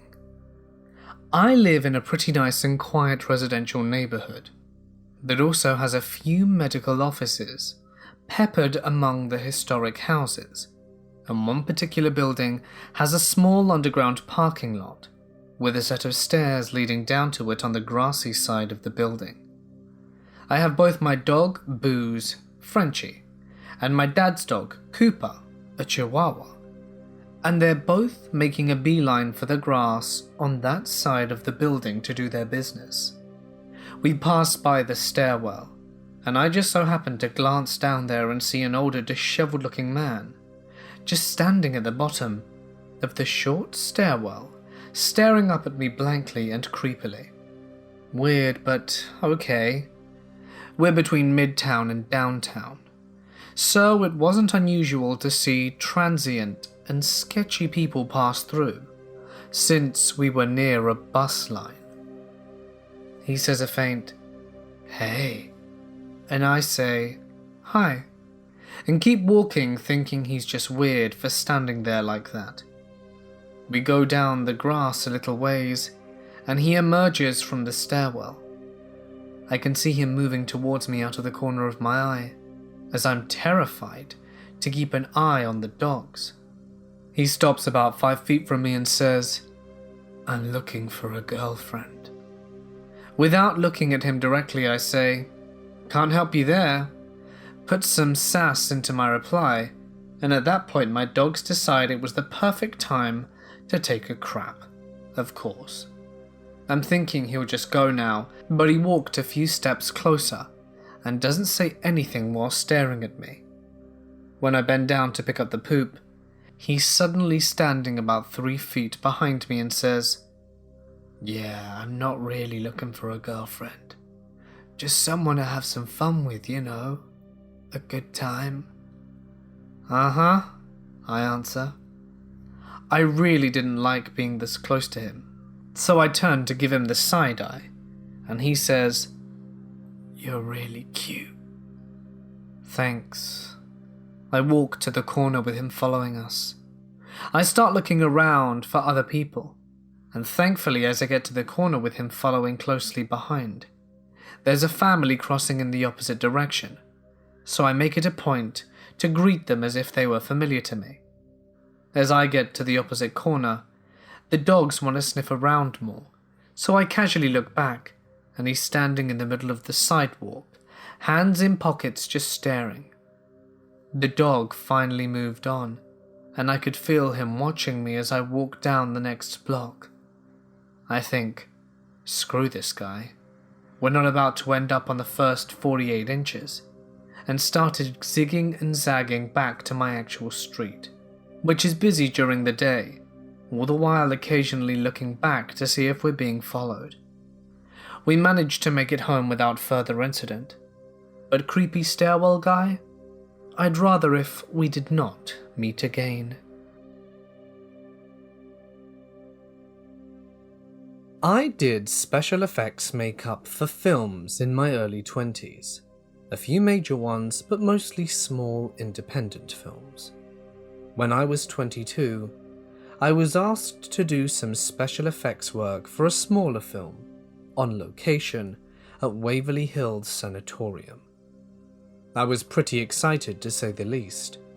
I had seen a few movies and paranormal TV shows about Waverly Hills, and I was fascinated by the monstrous building and its somewhat dark history. I arrived in Louisville and was introduced to several of the crew. I became friendly with a lighting guy. We will call him Kyle. Once we arrived at the location, I was taken aback by the sheer size of the building. It was menacing as it loomed against the grey Kentucky sky. We took a tour of most of the building, and I couldn't help but feel I was being watched as we wandered through the decaying halls. The first week went by quickly. I think I was probably too focused on work to notice anything creepy happening around me. I did, however, notice that I felt uneasy. It's hard to describe, really. Most of the time when I was working on location, I would easily become accustomed to the layout of wherever I was and felt at home. This was not the case now. I would become lost. I felt cold constantly, no matter how hot it was outside, and I couldn't shake the feeling there was something staring at me from the shadowy corners of the rooms. It became more and more oppressive, until one day it culminated in one of the most terrifying experiences of my life. We had finished filming on the 3rd floor, and everyone decided we would regroup on the 1st floor before moving on. I'd stayed behind to pack up my stuff, and Kyle was going to come up and help me. I was alone at the end of a long hallway, with rooms lining either side. The doors to the rooms had been long removed, so the hallway was very well lit. It was also 10 a.m. I remember suddenly feeling a chill shoot through my spine and all my hair standing on end. I stopped what I was doing and looked up. Standing, more like hovering, about 10 feet away from me, was a humanoid-shaped black mass. I froze and stared at it. I felt nothing but pure malevolence from this thing. I felt like it wanted to hurt me. Just then, Kyle came up the stairs. "Jules, let's..." He stopped dead in his tracks. I didn't dare look away from this thing, for fear it would come after me, and I knew Kyle was staring at it too. "You see it too, right?" I whispered. My heart was pounding in my chest. I slowly stood up and moved closer to Kyle. As I did, the figure moved closer. "Okay, when I say go, just run. Leave your stuff here. We'll come back for it later," Carl said, pushing me back slowly. I nodded as the figure inched closer. All of a sudden, what would have been the neck snapped to the side, and the arms twitched unnaturally. I heard Kyle gasp, "Go, go." Kyle and I took off down the hallway. As we ran, we could hear loud footsteps behind us. They were so loud, they echoed throughout the entire building. Once we reached the stairs, I hit the first step and jumped the rest of the way. The minute my feet hit the 1st floor, there was a loud roar that shook the building. I had never heard anything like it in my life. I guess I would describe it as a banshee scream mixed with the guttural sounds of something from The Exorcist. The crew that was waiting for us just started as we leaned against the wall painting and tried to regain some composure. The director took both of us aside and asked us what happened. We told him, and he immediately decided we were done filming for the day. The rest of my time there, I avoided the 2nd floor like the plague. One of the sound guys was nice enough to go get my equipment, which he said was strewn all over the hallway. Filming concluded without another incident, but that feeling of uneasiness never really left me. That was 5 years ago, and to this day I still have dreams about that entity. In the dream, I'm standing alone in front of the massive building. I look up to the second floor, and it's there, looking out the window at me, its neck bent and its arms twitching unnaturally. I hear that same roar. It's deafening and shakes the ground. I always wake up in a cold sweat, and it takes me a while to calm down. I'm still fascinated with the paranormal and even collect Ouija boards. This story is one that has always stuck with me, and to this day, still sends a chill down my spine. If you ever find yourself in Kentucky, you can tour Waverly Hills. However, I would advise steering clear of the second floor. Back when I was in high school, I got a job at the McDonald's down the road from my house. It was the only place that called me back, and I needed a job. My father was a single dad who, due to failing eyesight, was on disability, and we weren't able to make ends meet if I didn't work. I ended up leaving school and working full-time at my job, quickly working my way up to a manager. After working 6 months during the normal morning and night shifts, they asked me if I could switch to third shift, which was 8 or 9 at night to 4 or 5 in the morning. I said yes, as it came with a $1 raise, and I had just turned 18. The switch wasn't too bad. It took a few weeks to get on the new sleep cycle. I'm not even going to lie, to be honest, but I enjoyed the sunrise on my walk home, as it usually took me about 20 minutes to get to my store, as traffic wasn't so bad on the 8-lane boulevard it sat on, so about a 6-minute drive, I suppose. I normally walked, but tried to take rides from friends when I could, because I used to get catcalled and hit on a regular basis, and the men in my area are not the greatest, so it freaked me out to no end. One night, I had a guy come through the drive-thru at around 1 a.m. I opened the window telling him we were waiting on his order, and he started aggressively hitting on me, asking me where I lived and what time I got off, if I wanted to do something with him when I got off. Obviously no. At one point, he asked if I had a boyfriend. I told him yes, and he proceeded to ask me back to his place after work, and that my boyfriend didn't have to know. I was so relieved when I handed him his food and shut the window, walking to my cashier and asking him to see if he pulled away. He does, and I go through the rest of my night fairly normal. 4 a.m. rolls around, and the morning manager rolls in as I'm auditing the safe, relieving me for the day. I grab food and bullshit outside with the morning manager while we smoked a cig. Someone pulled up to the drive-thru, and she tossed me a cig for my walk home and ran in.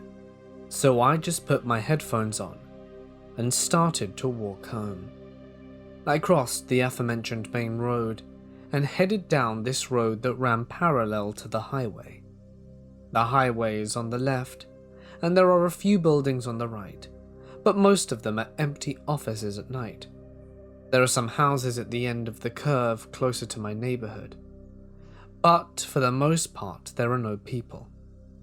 As I'm walking, I can see headlights coming up. I think it's just a car driving by, but after a minute I realize that the car should have passed. I gaze up to my left and see that this car is keeping speed with me. I take out my headphones, and it's the same dude. He asked me if I wanted to go get high with him back at his place, and he got really pushy. I start to power walk away, and he ends up driving ahead and pulling his car up in front of me, blocking my path. He asked me if I was sure I didn't want to ride. I told him no, and to piss off, and he noped the hell out of there while I was calling my boyfriend.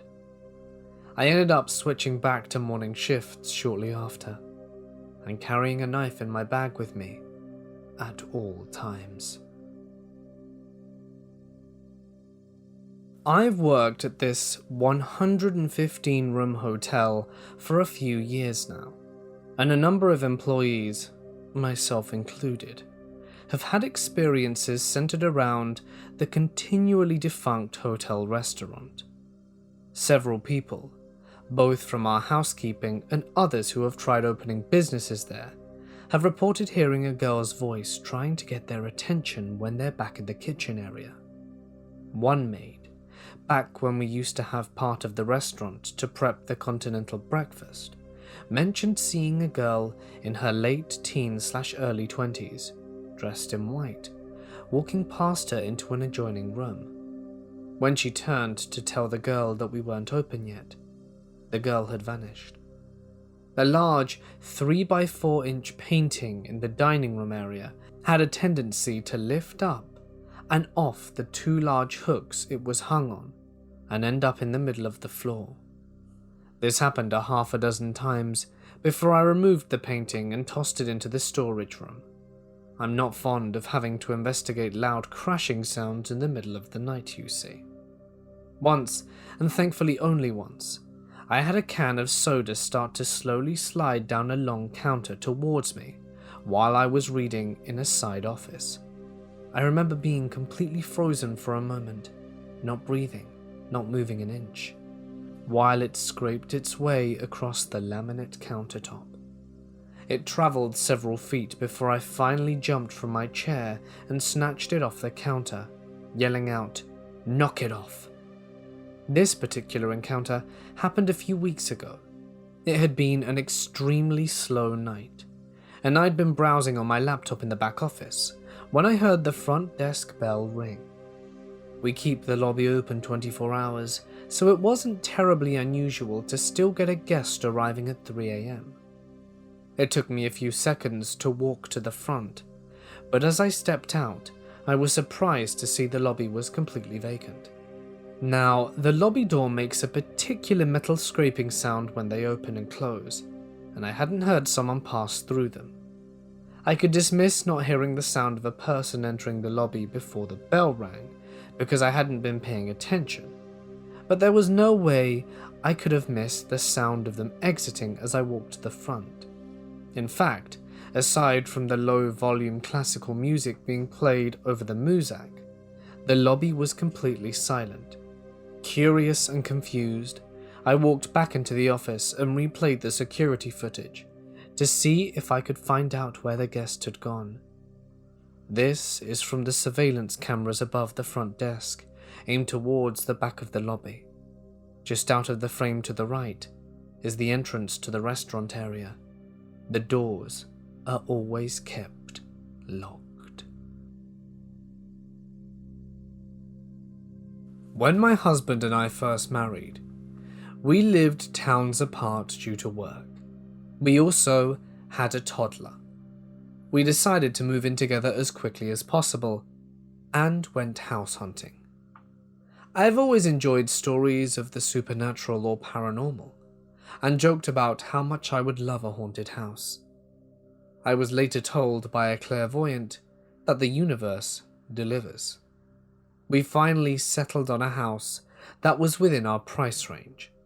It was built in the 80s, so no concerns of lead paint nor historic value. Everything went smoothly for the most part. Our toddler would awaken in the middle of the night and explain that her stuffed animals would move or fly. We figured she just wanted to sleep with us.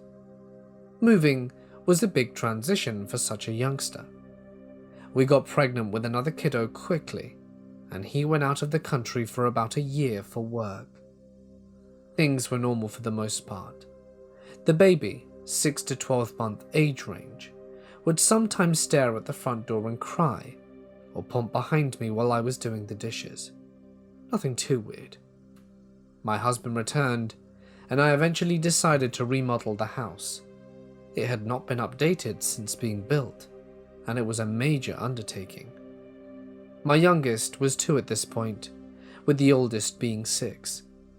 I became convinced that our house was haunted at this point, and continued to be convinced for 2 years. It is hard to remember the time frames for everything, but I will describe the activities that occurred during this 2 to 3 year period.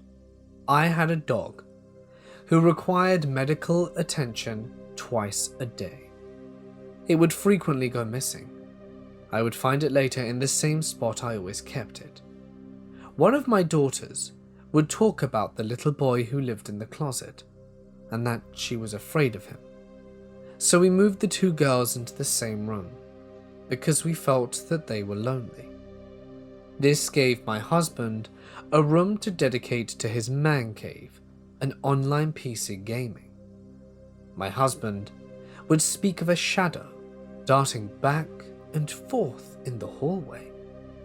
I had a dream that when we took down the sheetrock, we found a secret room with dead twins who warned us to get out.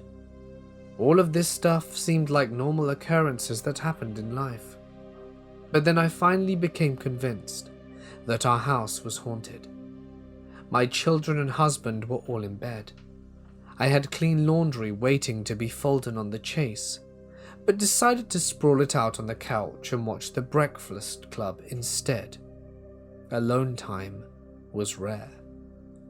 All of a sudden, a shirt flew from the chase and hit me in the face. I ran to the bedroom, and my husband was asleep. I woke him up, and he voiced that he didn't believe me, but I know better because he got anxious and couldn't sleep.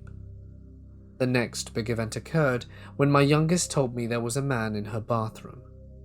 We had a security alarm, so I knew it couldn't be true. I had her take me to the bathroom and show me.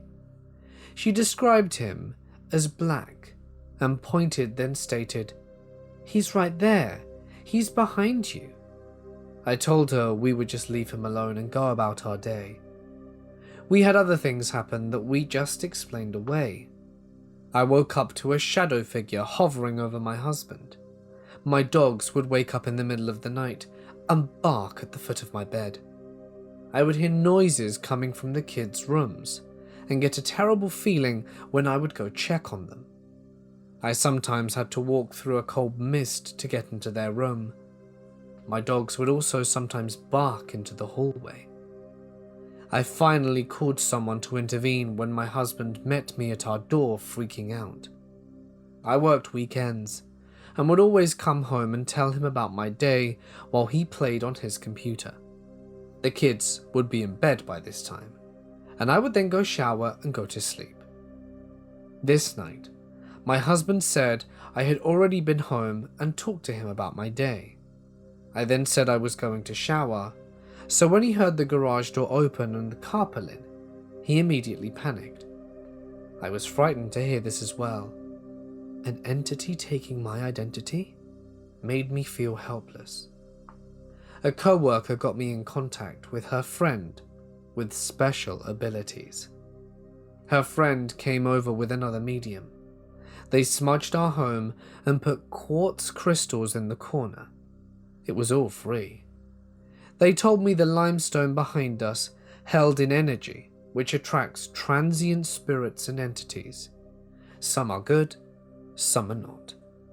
The Shadow Man stayed because of my husband's PTSD and was attracted to the negativity. They also said domestic abuse had previously occurred in the man cave at some point, and that was a big focus of negative energy. They taught me to smudge and told me I have ancestors by my side keeping me safe. Things would still happen on occasions after this. We spoke to our Muslim friends about it, and they thought it sounded like a jinn. These creatures are mischievous and can be good or bad. They gave us a religious artifact from their hometown that had a prayer in Arabic carved into it. We kept it on our mantle and never had any trouble after that. They would always laugh at Christmas time when we had our Christmas mantle decoration and our Muslim artifact. We have since moved, but did spend a decade in that home. This happened a couple of years ago. Our bedroom is way at the front of the house facing the street, since it used to be the old carport, so it's quite a big space. We have a bookcase against the wall opposite from our bed, and really, rather than holding books, it holds just a bunch of trinkets and such. And my husband has received a tall beer glass from his birthday just recently, which we placed on the top shelf near the back. Now this night, I just put our baby boy into bed in his room, just up the stairs next to ours. After which, I went to bed, and my husband and I lay in bed for a good while with the lights off, just talking about all the stuff that's happening during the day. Suddenly, out of nowhere, I hear glass shattering. I'm not kidding. I heard the broken pieces of glass sliding over our tiled floor. We both lay there, contemplating what the hell had just happened. Deciding to investigate, I switched on the lights, got up, and scanned around the room for the broken glass, but saw nothing. After a while, I found the beer glass on the carpet in front of the bookcase standing upright. I picked it up to examine it, but there was not a scratch on its surface. This was really weird. There was no window anywhere near the glass, which explained away the possibility of the wind knocking it over, but the glass itself is pretty heavy. I placed it back and brushed it off, and resumed to bed. Something like that hasn't happened again though. Second, this happened to me several years ago when I was still in high school. My friend came to visit me for the week because we were working on a project, and it would be easier for her to just come over to my place than my mum having to drop her off at the farm they lived on at the time. My room was a small space next to my parents' room at the back of the house, with our big window facing the backyard and the pool area. This evening, after doing some work on our project, we had supper and then went to bed after showering. She slept on my bed, while I slept on a mattress on the floor, and we spent a good while just talking about, mostly, what to do next with our project, and some other silly things. I think it was close to midnight when we finally decided it was time for sleep. Now, I was somewhere between awake and asleep, just starting to ease away, when I was very suddenly hit with this crushing, overwhelming sense of fear. Nothing happened, but I was scared beyond shitless, and I don't know why.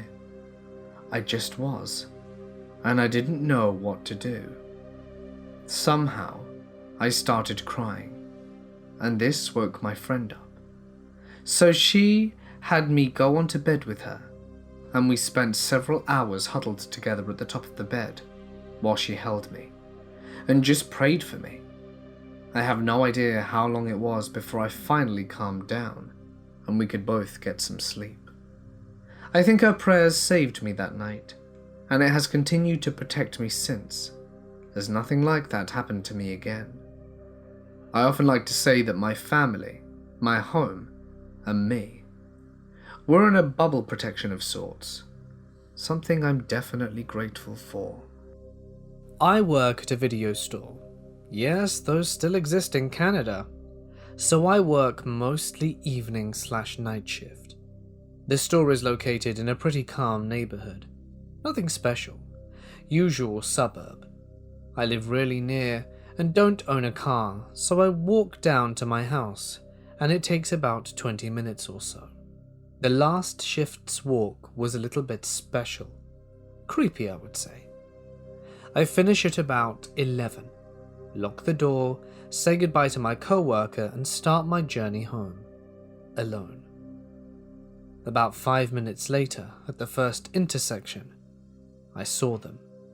A woman and a little boy were roughly 30 feet away from me, coming from the other street. But something was wrong. The woman was walking backwards, dragging the little boy under the armpits with his boots in the snow.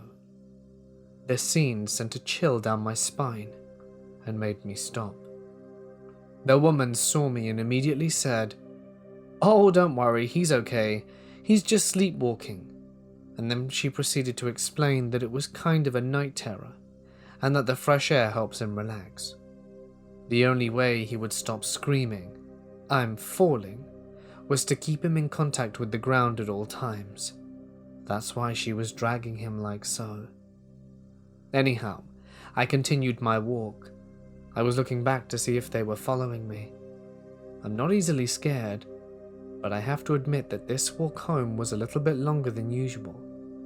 The worst part is, if I see them again, this would be the only thing validating the story of the woman. Otherwise, I'll never know if she was just lying to me.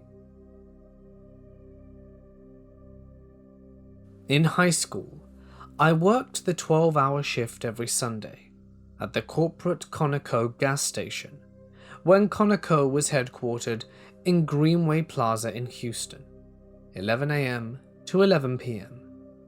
The station was at Highway 59 and Wesleyan. I worked with a friend from school. 2 other guys worked a 7 a.m. to 7 p.m. shift that partially overlapped. We were a full-service station. This also gave the full-time workers Sundays off. One of the other guys from high school, Billy, worked some of the week's night shifts with a full-time night worker named Jim. He complained that Jim made him do all the work, while Jim turned tricks in the parking lot. When we asked Jim about it, he admitted he had some admirers. So one day we get a phone call from the gas station manager, and he tells us that Jim has been murdered at the gas station, and the police would like to question all of the workers. My mother is freaked before we even meet the cops. However, the meeting is called off because Billy confessed. He and another student hatched a plan to rob the safe. While Jim was busy, they tried to open the safe, but they can't. The other kid needs his share, so when Jim comes into the station, they jump him and tell him to open the safe. Jim says he can't, that the combination's been changed. So they take Jim to the garage bay, tie him up, and beat him to try and get the safe open. They work on Jim for over an hour before the other kid loses his temper and cuts Jim's throat. Both are arrested and charged with capital murder. The garage bay was a horrid mess, and the mechanic starts saying they can hear moaning noises. We had to quit our jobs, and I went to work at an AMC movie theater. Business dropped off at the gas station, and Conoco moved its headquarters to I-10 West. The station closed and was torn down, and after a few years a new Chevron station was built in its place. A couple of years ago I stopped to get gas at the Chevron. The guy behind the bulletproof glass wasn't too busy, and I told him I used to work at this location in the old days. He looked even more bored, and I asked him if he or the other workers had ever heard any noises in the back area. He perked up and asked, "What do you mean exactly?" "Like unexplained sounds," I say. He then looks at me and says, "Some of the guys say they hear a moaning noise, and someone saying help in a whisper." I told him that that was the murdered guy, Jim.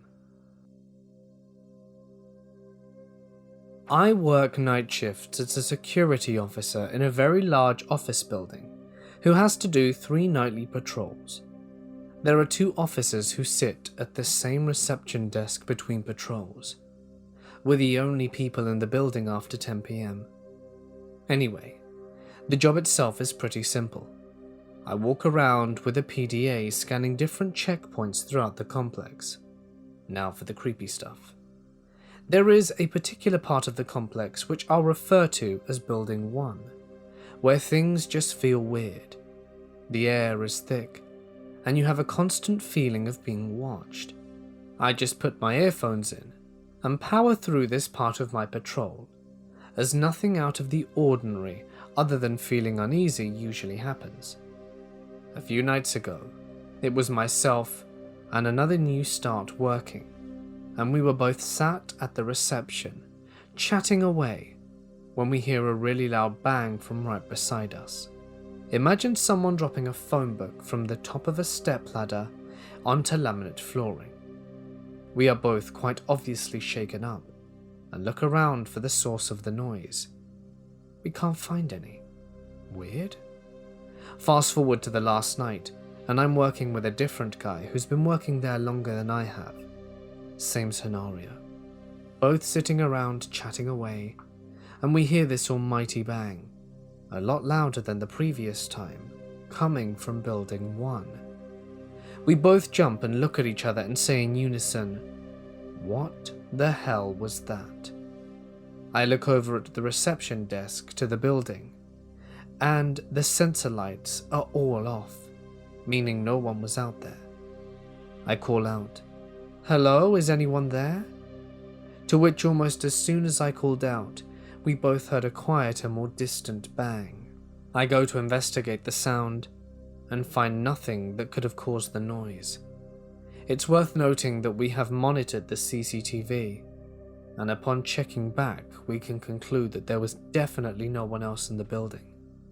So I can't rule out logical cause, because if it is some sort of paranormal experience, how would I get whatever it is to ease off a bit, so I don't have to feel unnerved every time I go to work? Or any way to cope with the feeling of unease.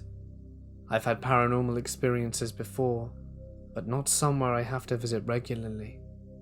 Any advice would be appreciated. Before I get into this, I have to note, because a lot of my actions in this story are very stupid. When this happened, I was a naive and stupid 18-year-old. I was raised very isolated and had been given absolutely no life lessons or real-world lessons by my parents, because they thought I would never leave home. But that's a whole other story. So when I was kicked out a few months prior to this event, I learnt everything the hard way. I had some extra money after I had paid rent, a thing I'd never had. So I decided to check out this restaurant I had been wanting to go to. I leave the restaurant and decided, while I was out, to go buy cat litter and a CVS across the street. I left without the cat litter because they didn't carry a brand I usually went with. This is where I ran into a dude I never got the name of, but he's crucial to this story. He was a panhandler, not very uncommon in the town, and he cornered me and started rambling on about something. He was talking so fast and scattered, I didn't catch everything he was saying, but it was clear he wanted money. I kept reiterating to him I didn't have any cash, just a debit card that didn't work at any ATMs, which wasn't a lie.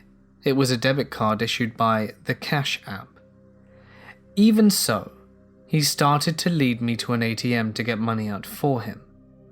At one point, he took my phone and called himself to get his number in my phone for some reason. When he pulls me to this ATM, a woman is standing in front of it.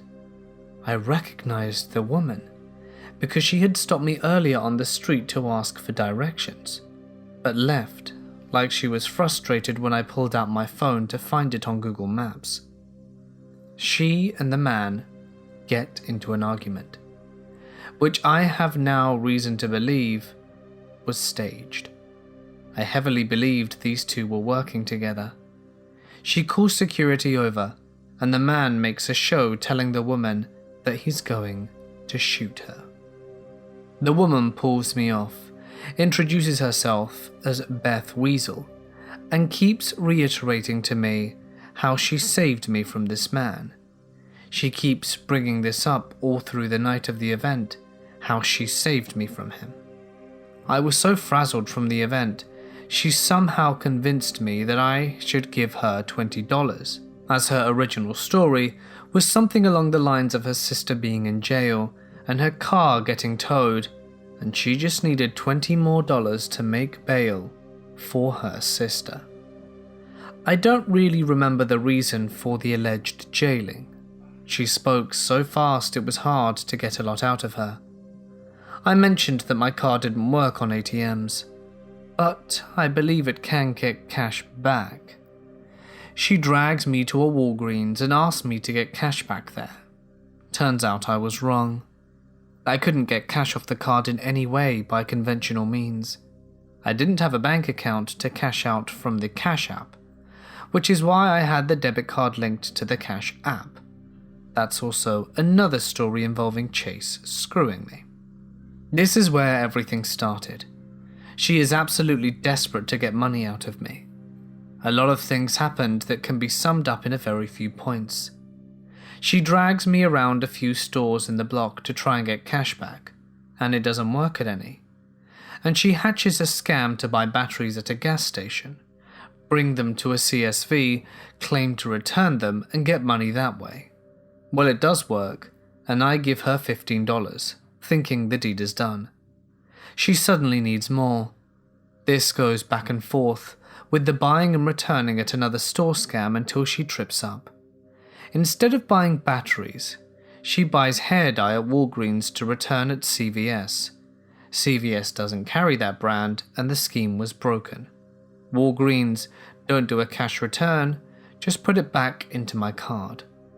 So now, she has about $20 to $30 in cash from this scam, but it's not enough. I'm done with her, and I tell her that I'm more than happy to get her an Uber to drive her to her sister, and then she can pay bail. She keeps freaking out, telling me how Ubers are so unsafe, but finally does agree to the Uber, but not for the reason I wanted to get her one. Now she has a new plan to get money off the hair dye. Take the hair dye to the original Walgreens, return it at the Walgreens, and get store credit on a card. Bring the store credit card to the second Walgreens, buy hair dye there with the card, and bring hair dye to Walgreens 3 and return for cash. The plan only worked because the dude at the register knew her, probably knew what was happening, and gave me cash instead of a card because he felt bad for me. He insisted on signing me up for a Walgreens reward card and typed into the field, "Sorry for her." Uber driver returned us to our original part of town near the restaurant mentioned earlier. She insists that she wants to repay me for being so kind to her, and the Uber drives us to various places downtown. She disappeared for 10 to 20 minutes at a time and returns, claiming that she'd left her purse at a friend's apartment, and he won't let her in, so now she has to go to his mum's apartment to get his mum to call him. The Uber driver is eventually fed up and offers to drop me home. I don't want this woman knowing where I live, so I say no and break down crying, because I just want to go home. He drops us both off at a Waffle House. She blows up on me, claiming me acting crazy and crying and why he didn't want to drive us anymore. I yell back at her. The first time I'd said anything against her that night, and I didn't start crying after he said he was done. And now suddenly she keeps claiming she's scared of me, and I tell her I just want to go home, but she won't let me leave. Eventually she starts going on about how we could go to the hospital and sleep there, and that in the morning she'll take me to a bank so she can repay me or something. I don't buy it for a second, but there is a hospital within walking distance of the Waffle House where we were, and I told her I would only go there. My plan was to leave once she was there and walk home, which was only a 3-mile walk. She started pretending to fall asleep, claiming she's too tired to walk the half-mile to the hospital, and tells me what I need to do is fake an anxiety attack, call an ambulance, and then the ambulance would take us there. She takes my phone from me and calls the ambulance. I'm now furious, because I kept saying no, and it seems illegal, but it's already done. So I'm just like, we're going to the downtown hospital. I won't go to any other.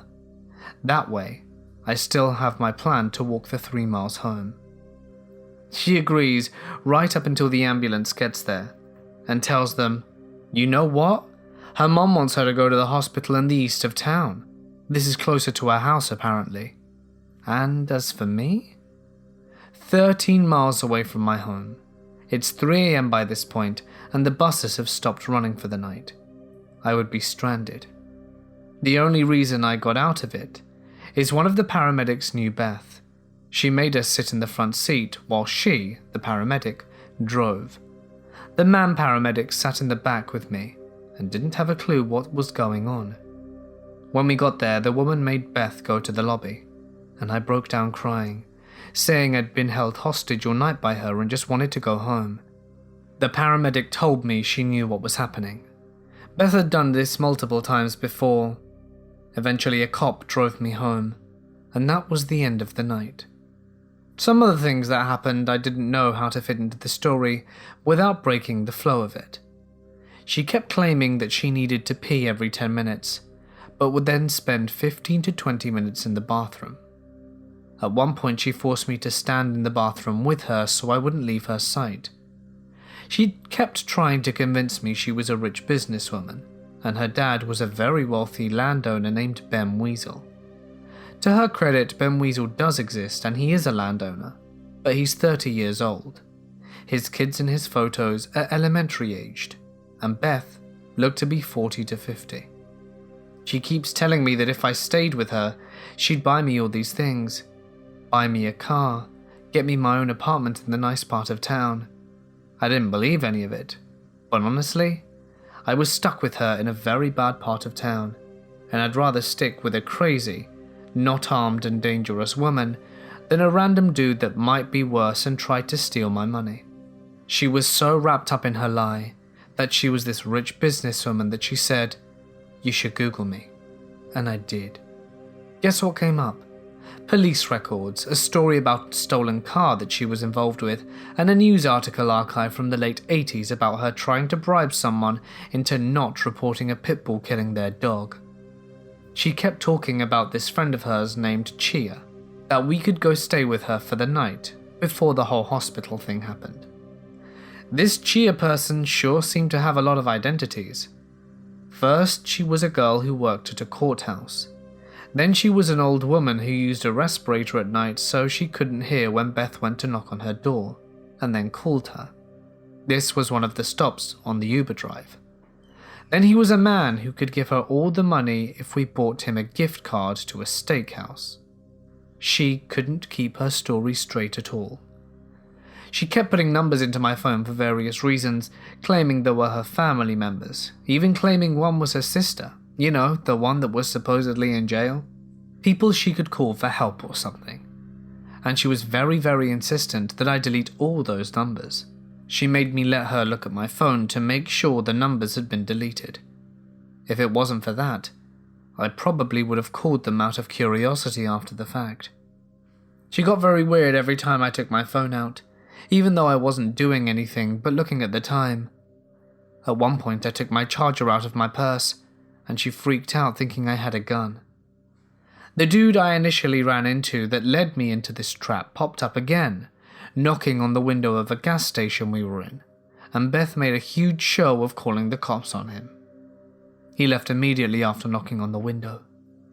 It would have been impossible for him to have tracked us down. He would have had to have been following us all over downtown for 3 hours. I knew the two of them were working together because of this, because Beth even made a huge point of, "Now how could he have followed us? See, I'm protecting you." I'd like to say let's not meet, but I actually did run into her a few more times after that, and thankfully nothing ever came of it. I was on a bus to work one day, and she was there blabbering to some other guy on the bus.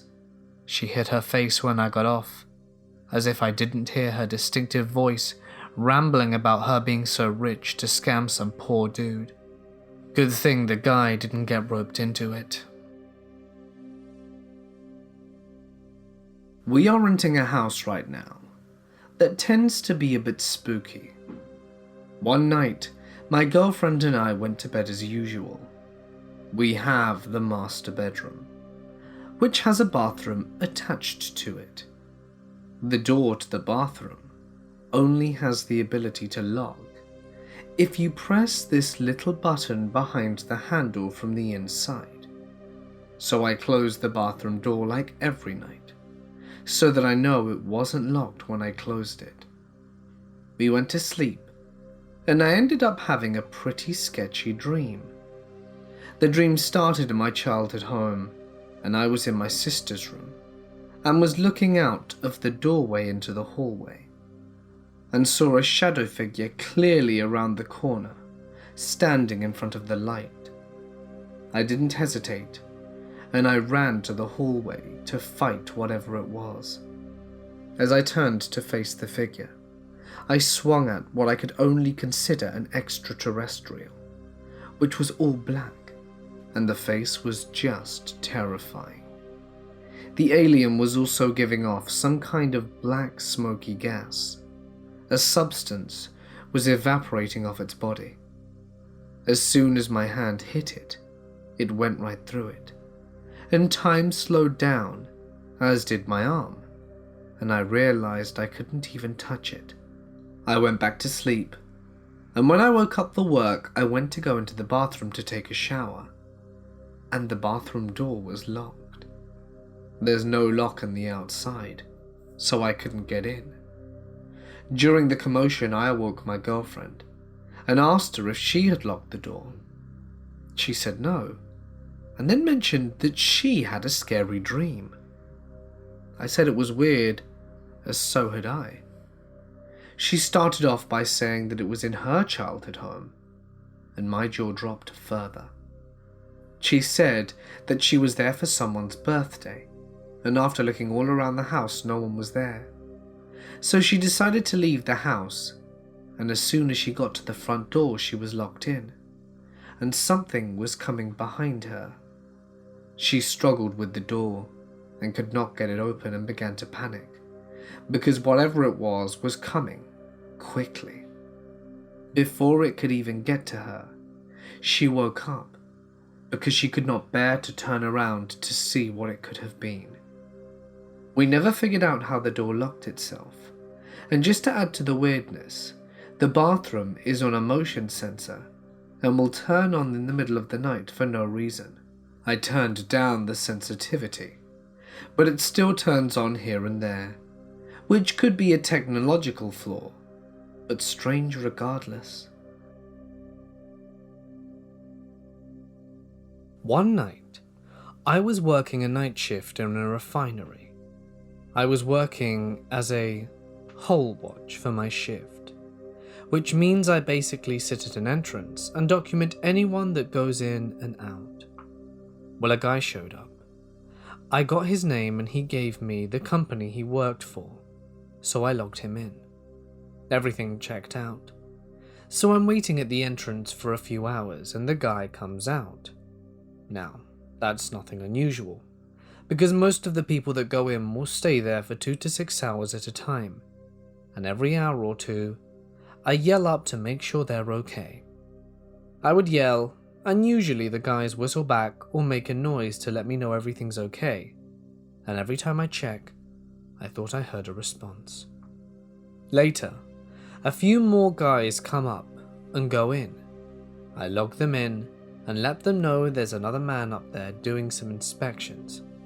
They go in and radio back, "Hey, there's no one in here." I immediately got a weird feeling, because I was the only entrance/exit, and there's no possible way to escape the container without me knowing. The way the container is set up is that you have to climb a ladder right up in from underneath using a scaffolding to help.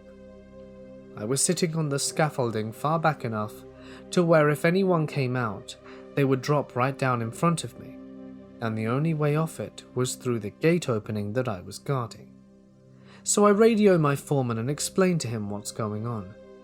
He got in contact with the company, and they had no one by that name, and no one scheduled to check that particular container.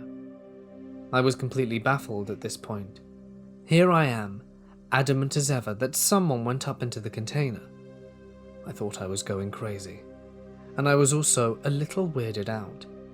I had his signature on the log where they sign, and I have to sign right next to their name, acknowledging that I know that they were going in. For about 20 minutes I'm in full panic mode and freaking out, because I don't have any explanation as to what happened, or where he went or who he was, and to top it all off, I could have easily lost my job because of it. I've got a few stories to share. My parents told me this. So this is between 2011 to 2014. We were sleeping at my dad's uncle's and aunt's house. I was between 8 to 11. I was sleeping with my parents, and all of a sudden my mum wakes up. It was the summer, and where I lived, it got really hot at times. So we had this AC-like thing, but it was a giant square portable box. Anyway, my mum looks over and sees this skinny/bony head looking over the cooler box. At first, she assumed it was my dad's aunt, who was quite old, since it was a netted door. She wakes Dad up to go see what it was. Dad looks over. He sees it too. He grabs his gun, rushes over, and poof, the thing was gone. This other story is from my cousin back in Norway in the 2000s. She wakes up in the dead of night with the moonlight shining through the window. She slept with her 2 sisters at the time. She stares up at the ceiling, and then she sees a shadowy figure float down through the ceiling and onto her. That was all she had remembered before she woke up. My friend has told me this story a couple of times, and it's piqued my curiosity. If anyone has any idea of what it could have been, please let me know. From what I can recall, this was a couple of winters ago. A good friend of mine called Mike is a pretty avid hunter and spends a lot of hunting season in northern Wisconsin. On one particular winter day, he went out to hunt with some buddies in the woods around his cabin, which he was extremely familiar with, as his family makes frequent trips up there. He and his buddies had spent most of the day out in one area near the edge of their property, and as the sun began to set, Mike wanted to stay a little while longer, to see if he could get another shot or two in, so he stayed behind as the guys headed home. It had started to snow a lot that week, so following the tracks back would have been easy if it got too dark. After not much luck on his own, and with night falling quickly, he decided to make the trek back as well. The walk itself was roughly 20 minutes, so he was on his own for a while. Now the path they took was near the property line of another family's land, and as far as he knew, they weren't up there hunting that weekend. Even if they had been, it was pretty dark at that point, and most people were home by then. He's about halfway through his walk, and he noticed a shape in the trees a few yards across the property line. He described it as a solid, yet shadowy humanoid figure, well over 6 foot, like a huge muscular man who was built like a linebacker, but without any sort of hunting gear on, or noticeable weapon as far as he could tell. He didn't think anything of it at first, since he was probably just on his way back as well, so he continued on. A couple of minutes later, he heard the sound of something moving across the trees, a few yards past the property line, and about the same speed as he. He looked over and saw what looked to be the Shadow Man, walking almost parallel to him. At that point, he was a little bothered. Was this guy following him? Why? So he quickened his pace and made his way home without glancing back. The next morning, he and his buddies headed out there on the same route as they had taken yesterday. It hadn't snowed, so their footprints were still visible. As they followed the prints back, Mike became curious and took a detour over the property line to see where he last saw the figure walking. He didn't find a single footprint.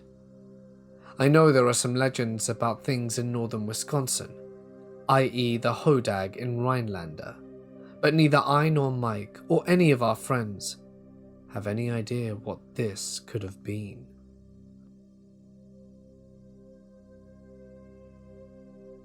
So this happened about 5 years ago, while I was 9 months pregnant. I was Christmas shopping at the mall with my then 7 and 15-year-old daughters, one Saturday night, in a very safe city with a very low crime rate. There was an Applebee's connected to the mall, and we ended our shopping pretty late, and the mall stores were starting to close. So I took my kids to the connected Applebee's for a late dinner. We finish up eating at about 10 and leave out the Applebee's entrance into the practically deserted parking lot, with shopping bags in tow. As we got to the car, I was in the middle of maneuvering the shopping bags on my arms to find my keys, when a 50-ish-year-old crusty-looking guy starts walking up from somewhere in the parking lot, with shaggy grey-white hair and a frayed flannel shirt and old jeans.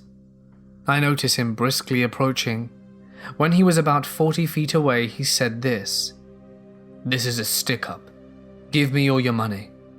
My blood ran cold, and I stared at him owlishly and shakingly said, "What?" He then said he was just kidding, and came up and stood right next to my daughters, who were standing on the other side of the car waiting for me to unlock the car and let them in. He then starts making small talk with me and my girls. He's asking things like if they were being good girls for Santa, how old they were, and if we got all our Christmas shopping done. What kinds of things did we get? He didn't seem drunk, high, slow, or mentally challenged. He was very coherent and seemed of sound mind. Mind you, I was a heavily pregnant woman, alone with my 2 daughters in a mostly deserted parking lot at 10 at night, who was being approached by a stranger who came and stood right next to my kids on the other side of the car, just shooting the breeze and talking to me and my kids with his hands in his pockets and occasionally looking over his shoulder. I didn't want to aggravate him, so I was politely conversing with him and trying to look calm and nonchalant, while trying to disguise my frantic hands digging inside my giant purse for my car keys. This exchange went on for a few more minutes, while he periodically kept looking over his shoulder. I was silently panicking and trying to politely keep this situation from escalating by calmly and nonchalantly talking with him, while also trying in vain to find my damn car keys to get us out of there. They were in there hiding good. I felt right at that moment he was going to pull a knife or gun or rob me, and my kids were right next to him, away from their mother, on the other side of the car, and I couldn't find my keys to get my kids into safety.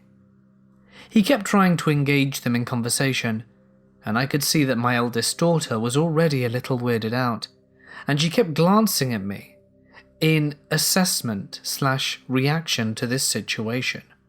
Kids often tend to not recognize potential danger when they are with their parents, since they see us as their protectors. And being that he was only talking and acting friendly, and I was doing my best to stay calm, they were oblivious to the alarming situation we were all in. And being 9 months pregnant, I was no match for this man, especially if he was hiding a weapon. While still desperately digging for my keys, I tried to politely give him some hints that the conversation was over by saying, "It was nice chatting with you, but I've got to get these kids to bed. Nice meeting you," and telling my girls to say that it was nice meeting him too. My polite attempts to get this guy to leave were thwarted. He kept sidestepping my attempts, asking them what their favourite school subjects were and what nice young ladies they were, etc., while I was struggling with the shopping bags and digging into my giant, cluttered purse for my keys. My outgoing 7-year-old was completely oblivious to how not okay the situation was, because he was being friendly, and because of the whole "I'm with mummy so I'm safe" child mentality. So she started to talk about what she picked out for daddy for Christmas, and started enthusiastically talking about kid stuff and asking him if he knew what Minecraft was, and keeping this creep from leaving us alone by keeping him engaged in conversation. They didn't realize I was becoming desperate to get the hell out of there. That's when I had this sinking feeling of dread, when I realized I may have lost my keys in the mall, and that we were stuck outside with this strange man who kept looking over his shoulder and was showing no signs of walking away. And I was thinking he was waiting for the perfect moment to pounce. All he had to do was grab one of my girls and threaten their life, knowing it would make me do whatever he wanted, as long as he wouldn't hurt them. I started to feel my adrenaline to spike, and my heart and stomach started somersaulting, and I felt like at any moment shit was going to go down, as the gravity of realizing that there were no other people or witnesses around, and that we were totally alone with him at that moment, and the odds were stacked against us, and that he has his chance. Then, all of a sudden he was like, "Okay, it was nice talking with you, see you later," and walked off in the same direction in which he came. It wasn't until then I found my car keys and unlocked the car, told my kids to get in fast, and I got in too and locked the doors, and started the car, and drove the hell out of there. My 15-year-old lightheartedly and jokingly said, "Okay, that was weird," and laughed. I was overwhelmed with relief, and then I was confused over what just happened. I thought to myself, why the hell would a guy, seemingly of sound mind, think it acceptable to go out of his way to approach a woman and her kids in a deserted parking lot late that night, to just chit-chat? But being that nothing bad happened, I brushed it off as a joke. When we got home, my husband greeted us and asked us how shopping went, and I said it went well, and my 15-year-old told him what happened in the parking lot and how weird it was, and was kind of joking about it. I started joking too, saying how I was mentally having a panic attack when trying to look calm, and I started making fun of myself by telling my husband how I was attempting to inconspicuously rummage through my purse to find my car keys. My husband went completely white, and I acknowledged his horrified and alarmed look, and I assured him that, albeit creepy, the guy was just talking and eventually left on his own. Now, my father-in-law is a retired sheriff deputy, and my husband went through police academy training after graduating high school. He decided to go into business school instead of becoming a cop though, and being the knowledge he gained from that, plus growing up with a cop for a dad, I found out why my husband looked absolutely horrified when I told him the details. What my husband told me completely rattled me to the bone. My husband told me that he was 100% sure that the reasoning why the guy was hanging around us just chit-chatting was because he was waiting for me to unlock my car.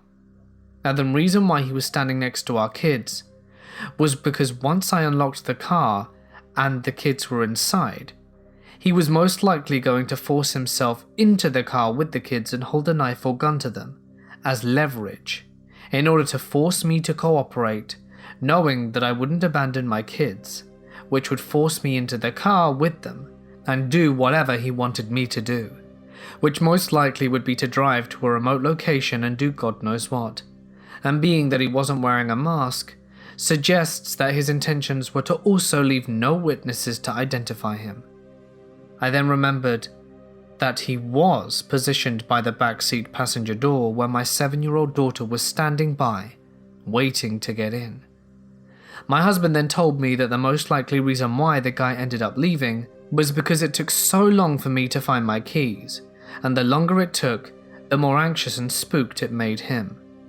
And the whole time I was desperate to find my keys, which through some sort of divine intervention, stayed hidden within my purse, thus saving us from a potentially horrifying experience.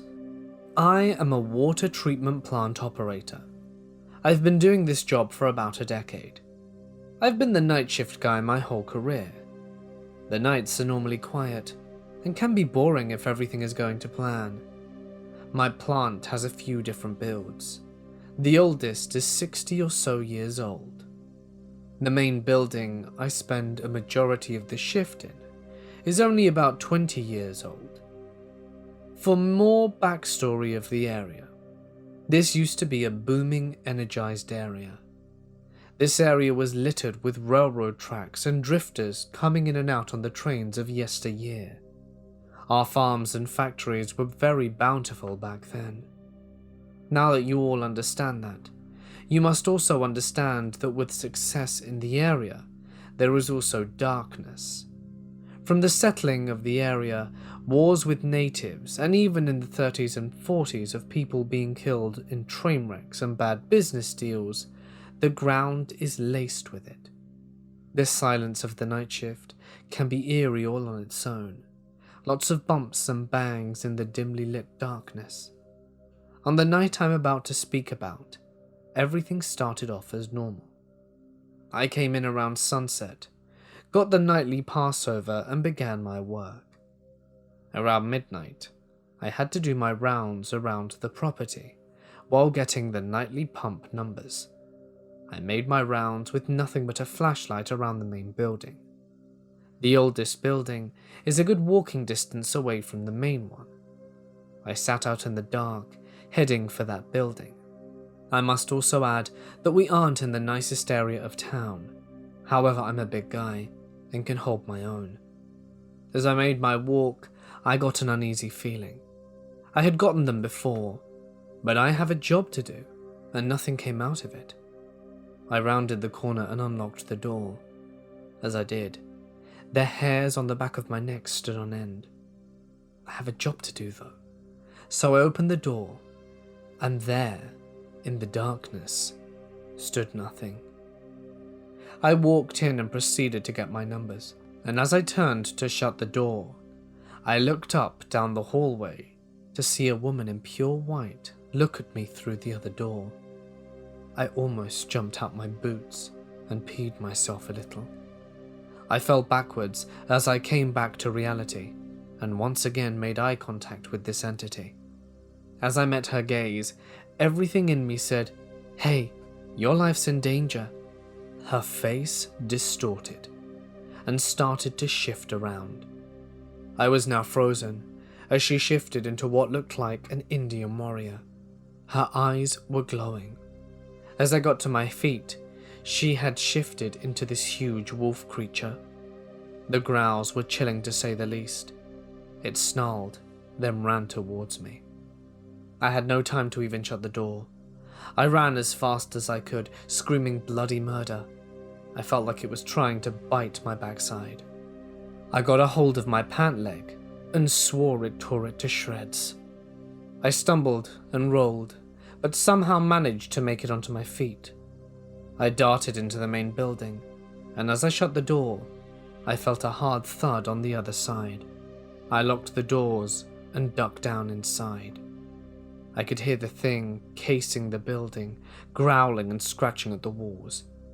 I got the courage to look out the window, and just ended up face to face with the white lady again. I had the police come and sit with me until the sun came up. No one else has seen the white lady since. It's still quite freaky, but I do have a job to do.